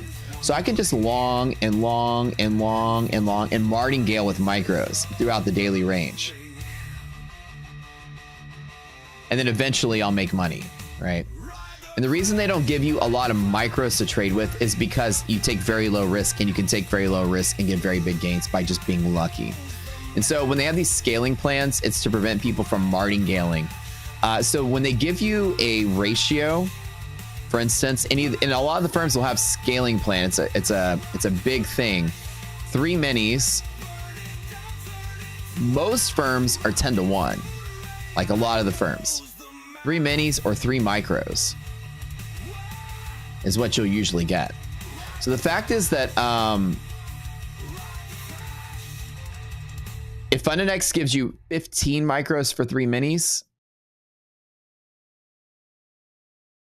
or actually I think they do it the other way around. The ratio is 5 to 1. If you get 15 micros or 3 minis, it's actually very good compared to everyone else. I would say it's not cheating. It's more like if you think of the risk of a prop firm, the idea is that the rules are so lax, like with the 1-day pass, it's just 1-day pass. It requires 0 skill to just long blow up. Okay. Long. Oh, finally the market moved. Hey, look at this. You passed your account. Literally with no skill by just spreading micros out across the entire spectrum of the day. Hello? Hello? What? Your favorite one. What? Yo! Wait, let me smell. No, No? I don't want it to get all over your nose. Oh, yeah, because that's the red stuff. Yeah, What? I cut a lot of it off just so that it doesn't. Dang. Where do we put the flowers? I don't know. There. Ooh, where the lamp is. Yeah. Hold up. No, actually, that's cool. Thank you. Back downstairs, but just know that it's okay for women to buy men flowers too. Dang. Come here. Thank you. Thank you. That's really nice. I like lilies. They smell good. That's my favorites. That's my favorite flower. Yeah, You're right. I got you 2 different colors, pink and white.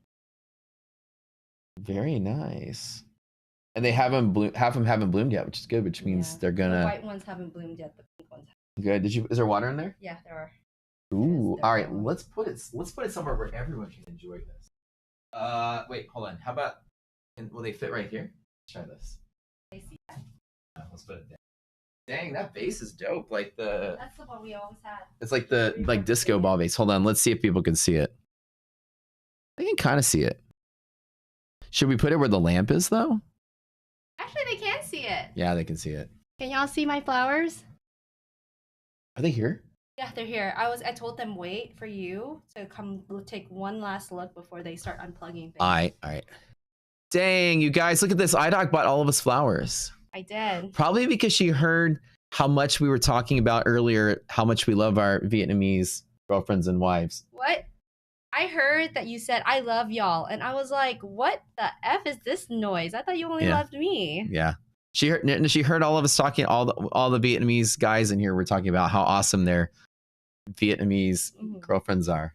And y'all never talk shit about us, and y'all are perfect all the time. Oh, yeah, 100%. That's true. Yeah. Ben is like, let me give you some advice, LOL. Smell the P&L. It smells good. It smells really good. Don't mess with the Vietnamese women. They're very, very, very strong. This is true. What is it? I'm like, what, you're pickle and I'm you? Yeah, he's going to look at me like that. Stare down. Yeah. Who's alpha? Sorry. Yeah.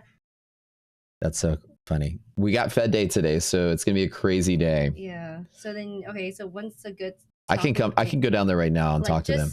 We just need him for like 2 minutes just to give them his blessings, and then they'll get started. Okay.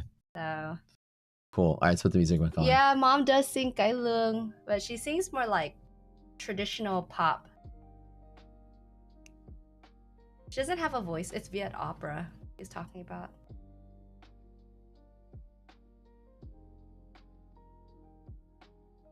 Play the bathroom music. Oh wait, where's the bathroom music? Oh, before I go, which one though? There's a bunch of like Matt Goes to the Bathroom music songs. Hold on. Karaoke. Karaoke. Karaoke. Take a piss and take a trade. Don't wash my hands, gross. Yeah.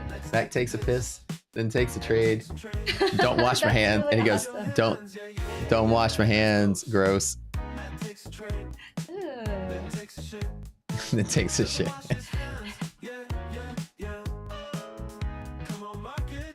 Don't take a shit too. Don't wash your hands if you do. Don't wash your hands if you do. Want you to wash That's your funny. hands. Don't You guys are gonna be okay, right? For like 5 minutes, you're not gonna die. Yeah, these He people. leaves? Yeah, these people are short in the market. They're looking good. Okay. They're looking good. wash your hands if Alright. you do. Fat man after a crap.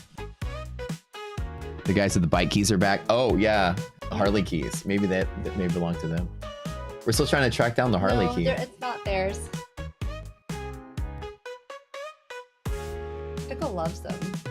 Oh really? Yeah. He ran out to them and acted like they were his papa. Do they need to set up their tools in the garage or anything, or in the driveway? I don't know. That's why I need you. I don't Okay. think so. Well, I mean, they're cutting wood and stuff, so they're gonna have rotary saw and probably stuff. outside of the car, so take the car out. Probably. Yeah, it's just what I was gonna say. Probably move the cars they can set up in the garage. Okay. All right, guys. Construction crew is here. But yeah, so the micro scaling plan. Just before we get out of here, I got to go for just. I'll leave the stream on though. We'll do giveaway when I get back. The scaling plan thing. It's good if you can get at least 5, 10, or even 15 micros. Usually pretty good. A lot of times it's like 5 and 5, and you know. So if you get 5 minis and 15 micros, it's enough granularity for what you're going to trade. 15 micros on Nasdaq is enough to hit profit targets every day. That's more than enough. Even 10 micros is probably right at par of what you want for most of these accounts. So as much as it sucks, most of these firms, scaling plan has become a big thing because people have figured out how to martingale with micros to pass these 0-day evals in like one bite with no risk whatsoever. And then they just basically imagine buying like 20 accounts for like $20 or whatever, and then just YOLOing all of them as markets are falling, and then 5 of the 20 pass, and then the same thing happens the next day, YOLO, YOLO, YOLO, and then one of them gets a 10K payout with no skill.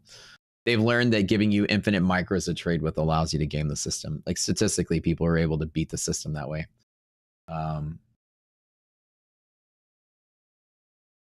And also with more micros, 10 micros and 1 mini, less fees with the mini. That's correct, yeah. So with you get like 5 minis and 15 micros, you get plenty of granularity. Like you can trade 1.5 contracts or 2.5 contracts. The extra micros allow you to like trade smaller if you need to. So in reality, I only need 10 micros total personally and 2 or 3 minis. That way I can trade micros when I'm gonna goof around, and then minis if I really want to hit it hard. If you get 15 micros, you might as well be trading 1 mini and 5 micros. So anything that's greater than 10 is extra that you really don't need. Okay, I gotta get out of here, you guys. I'll be back. All right, let's go build a movie theater. Yeah, let's do it. All right, we'll be back, guys. Hang Give away tight. when he comes back. Don't leave. Giveaway soon. Okay, let me write this on here. Giveaway.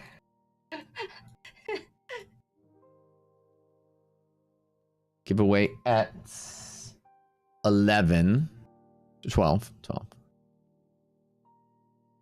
05. EST. Every single time. EST. BRB.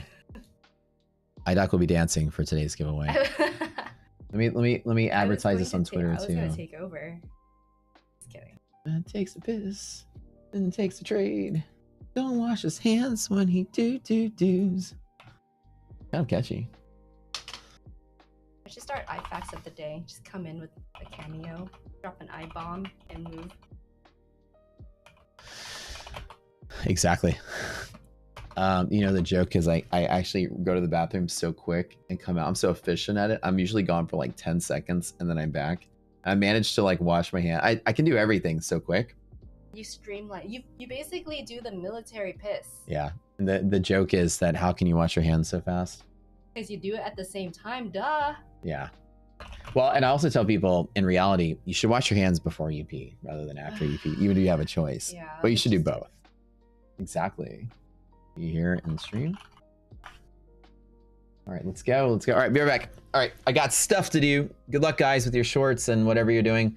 DD, resilience greater than 0, so it's probably going to support a half gap, but that's just why like I close my micro down in here. Res is greater than 0. This is support. But we'll wait for some better stuff when fed and everything. Be right back.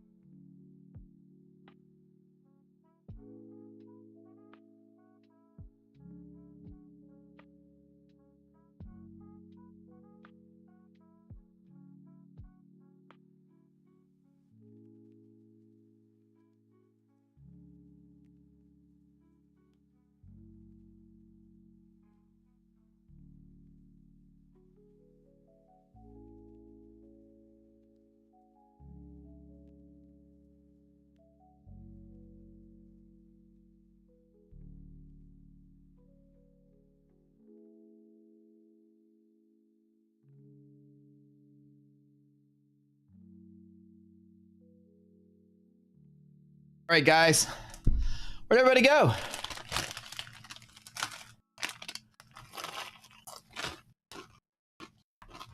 Oh, dang.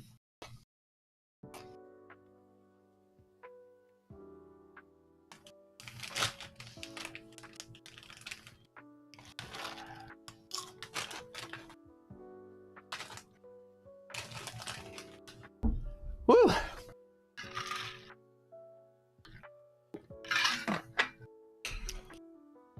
Right on time. All right, funded next today. Hold on. Funded next giveaway. 2 accounts. Whew.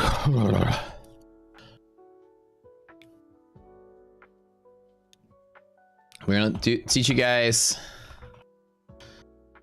some things about the new Funded X program. It is awesome.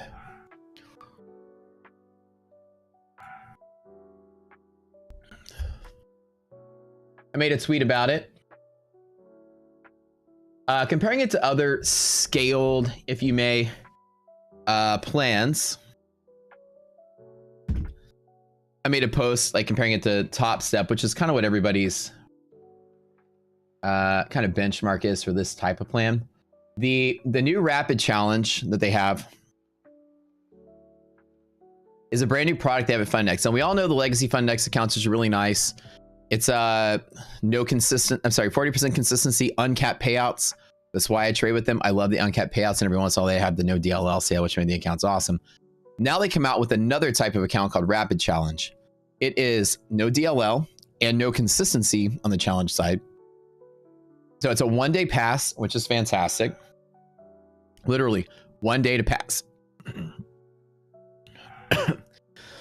They have not only 1 day to pass, but the prices are insanely low. The price is $79, $129, and $279. But for the launch, they're giving a deal, $59, $99, and $249. And we're adding 10% off to that, on top of that deal, because I asked for a discount to the discount. So you're getting these accounts for practically nothing for the like first 14 days of launch. Now, what they have that's really cool is that you get 100% profit split, and it differs from the legacy in that there's a tiered payout system before you go uncapped. The legacy is after you hit your consistency and trade for 5 days, you get half your balance in one gulp. You can take half your balance payout. Whether you make 5K, 50K, 100K, you get half of it in a chunk. This one is significantly cheaper, and instead you make tiered payouts. 1,500, for instance, for the 50K. 1,500 every 3 days, you get a payout. Then after 5, you can take out everything in the account. This is by far one of the best tiered payout accounts, period, out there. So 3 days to pay out, 1 day to pass, which means 4 days after you sign up for your account, you can be getting checks. That's it. Uncapped after 5. Full 5 minis out the door. There's no mini scaling plan. So you don't start off with like 1 mini, then go up 2, go up 3. You can literally trade 5. The micro scaling rule is 1 to 5, which is fantastic. Also, no monthly fee, no activation fee. These are the things they're also known for. So it's a one-time fee, no monthly, no activation. It's a cheap account, and it's it. It's a one-time deal. Again, really, really, really awesome. I keep making posts about it. And the Top Step kids are coming in like trolling, like, oh, Top Step is still better. Then I put them side by side, and in Top Step, there is a monthly fee. There is an activation fee, and there's a 90-10 split. No activation fee, no monthly fee, no split. No way it's better. Not even close to being better. As a matter of fact, Funded X wins in every single category. Top Step is $5,000 payouts every 5 days. These guys, $2,500 payout every 3 days. And so maybe you can make a little bit more on those tiny payouts. But after 10K of Top Step, you're at a 90-10 split. They're already taking money from you. And you're still on the payment plan. But after 5 payments here, you're completely uncapped. Completely uncapped. That's it. Uncapped. You can't beat uncapped. That's their whole gimmick. Better deal to get 250K than 100K. As of right now, I'd say 250K is a really good deal. The difference between the two is the amount of payout you can take every 3 days. You want to pay a little bit more to get a bigger payout. That's really the difference. As far as cost to drawdown, the 50K has the best cost to drawdown for now. Yeah. One in the middle. But either case, the scale plan is great. The scaling plan, rapid challenge, is great in that you can have one-time fee on these things. This is really cool. Code Rocket gives you 10% off. I am like their main guy that works with them. Brian also works with them as well. And you might see that like the two of us always have really awesome sales that other people usually don't, or giveaways or anything other people usually don't get. They're very, very, very much big fans of our community. And we have spent a lot of time helping guide their prop firm into making better situations, better setups for you guys. How many accounts can you have Fund Index? Up to 700,000 total. So any combination of this, it adds up to 700,000, and then 300,000 funded. So total 1 million. The example is I can buy 7 of these, 14 of these, or 28 of these. And once I go fund it, I can fund 300,000 of it and keep 700,000 on the sidelines. Pretty nice. And again, there's a 7-day calendar day. You have to trade once every 7 calendar days to keep them active. So anytime you have a prop firm that has a one-time payment and not a monthly fee, they're going to make you trade them to keep them active. It's just part of the game.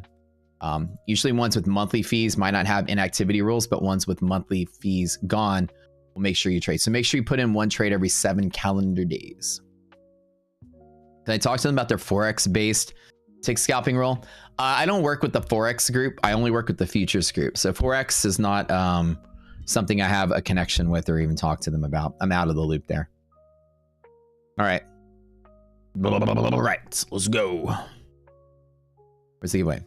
And like I said, if you guys are looking for a cheap plan with uncapped payouts, this is really what's good for. I don't understand why the Top Step kids, a couple of them came in, were starting to troll like, no, Top Step is better in every category. I'm like, you've been drinking the Kool-Aid for way too long. I can't imagine that paying a monthly fee, activation fee, and then losing 90% or 10% on the split at the end of it all after the first 10K. Top Step is a firm that's designed to squeeze traders between payouts 1 and 2. I would say most people, and again, these tiered payout plans are not easy to get to the final destination. So it's really hard to compare anything other than what you'll experience, which is your first payout. And your first payout is a monthly fee and an activation fee and 1 account that you'll get paid out on. The argument was, well, if you fail 5 accounts with Top Step, the activation fee is not that big of a deal. And it's like, okay, do the math however you want. Sure. If you there, a winner's mentality. I don't care saving money as a loser. This is stupid. I'm going to make more money as a winner. So on the winning side of the coin, the uncapped payout, half of it out as a chunk in the legacy plan, even in the legacy plan, not 5 days, every 5 days, $5,000. Doesn't make any sense. I can literally make that has a 3-day pass and then a 5-day payout, and I can take out half of my balance. No questions asked. And I've taken out. All right, you guys ready? I'm telling you guys, I think they got mad because I introduced this plan as the Top Step killer. And I think a couple of the diehards were like, but. I think somebody was like, well, Top Step really invests in your growth. I'm like, I don't think anybody invests in your growth. I think that you're drinking the Kool-Aid there.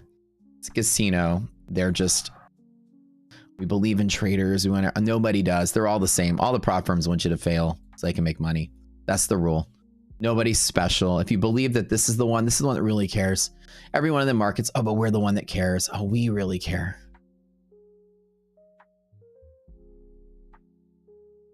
Hopefully they're not cutting out the internet there. No, the router is not affected, so hopefully it'll be fine. Should be fine.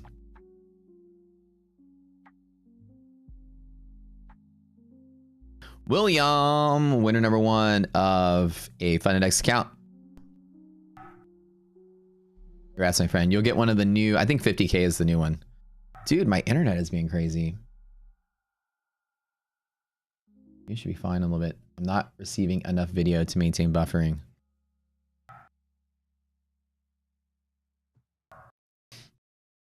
What is going on with the internet here?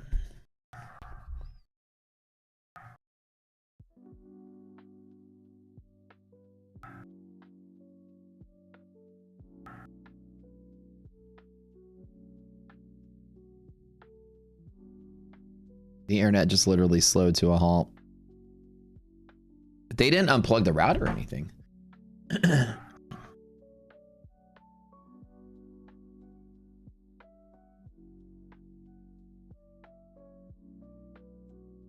Start over, you forgot to enter. Okay. All right, should be good. What the people join a gang or a team, they're very much committed to it. And a lot of times it's hard to listen to reason once you just side with it. You know, you ever, get so defensive, great firms can be great. But with all the new stuff out there, there's so many firms just like running laps around money to get market share with better offerings and kind of what it is. All right, Space Spike, number 2.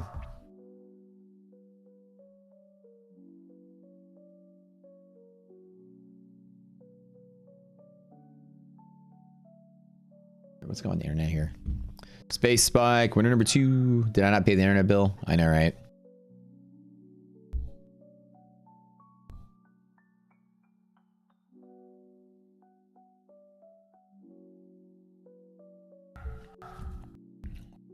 Congrats, you two. Let me see what you guys are getting. I think it's 50K. Hold on.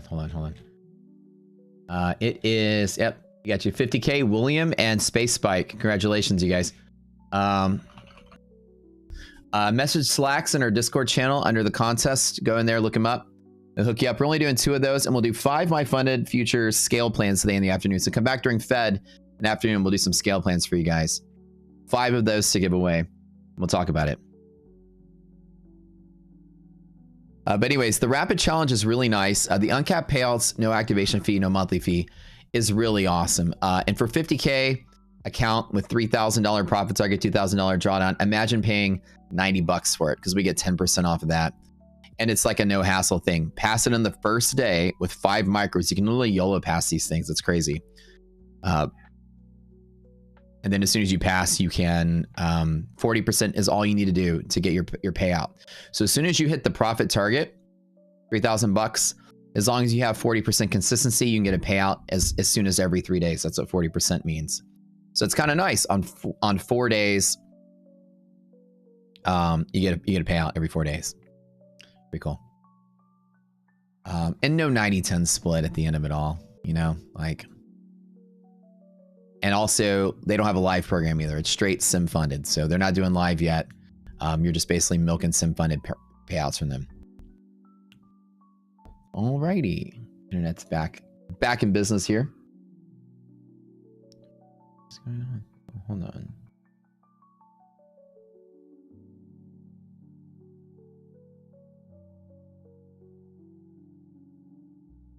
LOL about the DD numbers.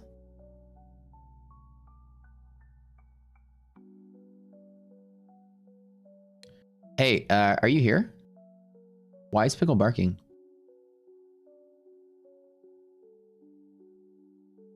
Okay. What are you? Oh, okay. If he keeps barking, do you mind putting him maybe outside, or maybe whenever you're done while they're working, if you can take him with you somewhere, like in your office or something? Okay, my internet's down. What the heck? Internet keeps going up. No, the router is in the living room. I mean, in the closet. Okay, let me go work on that. Okay, thank you. Okay, bye. What's up with Funded Next support taking forever to answer? I think a lot of times, any of these customer services and a lot of the prop firms are just slammed. That's probably what it is. People are complaining about not getting payouts or answers. I've never had a payout delay with these guys, so I don't know what you're saying.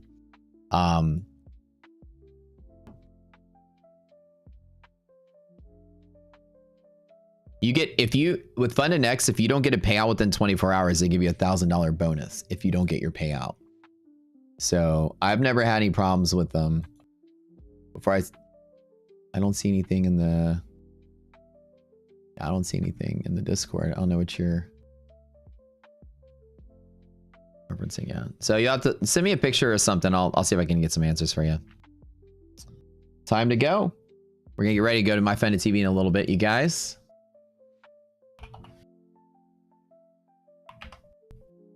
And then come back later because we'll be doing our giveaways in the afternoon for My Funded Futures 5 scale plans. We'll be doing that. And of course, we'll be doing FOMC trading today. So we'll be doing that live. Here's the link. I want everybody to go over there in about 2 or 3 minutes. As I close this down, I'm going to go reset the internet really quick. See you guys on the other side. We'll see y'all over at My Funded TV, friends. The link is in chat.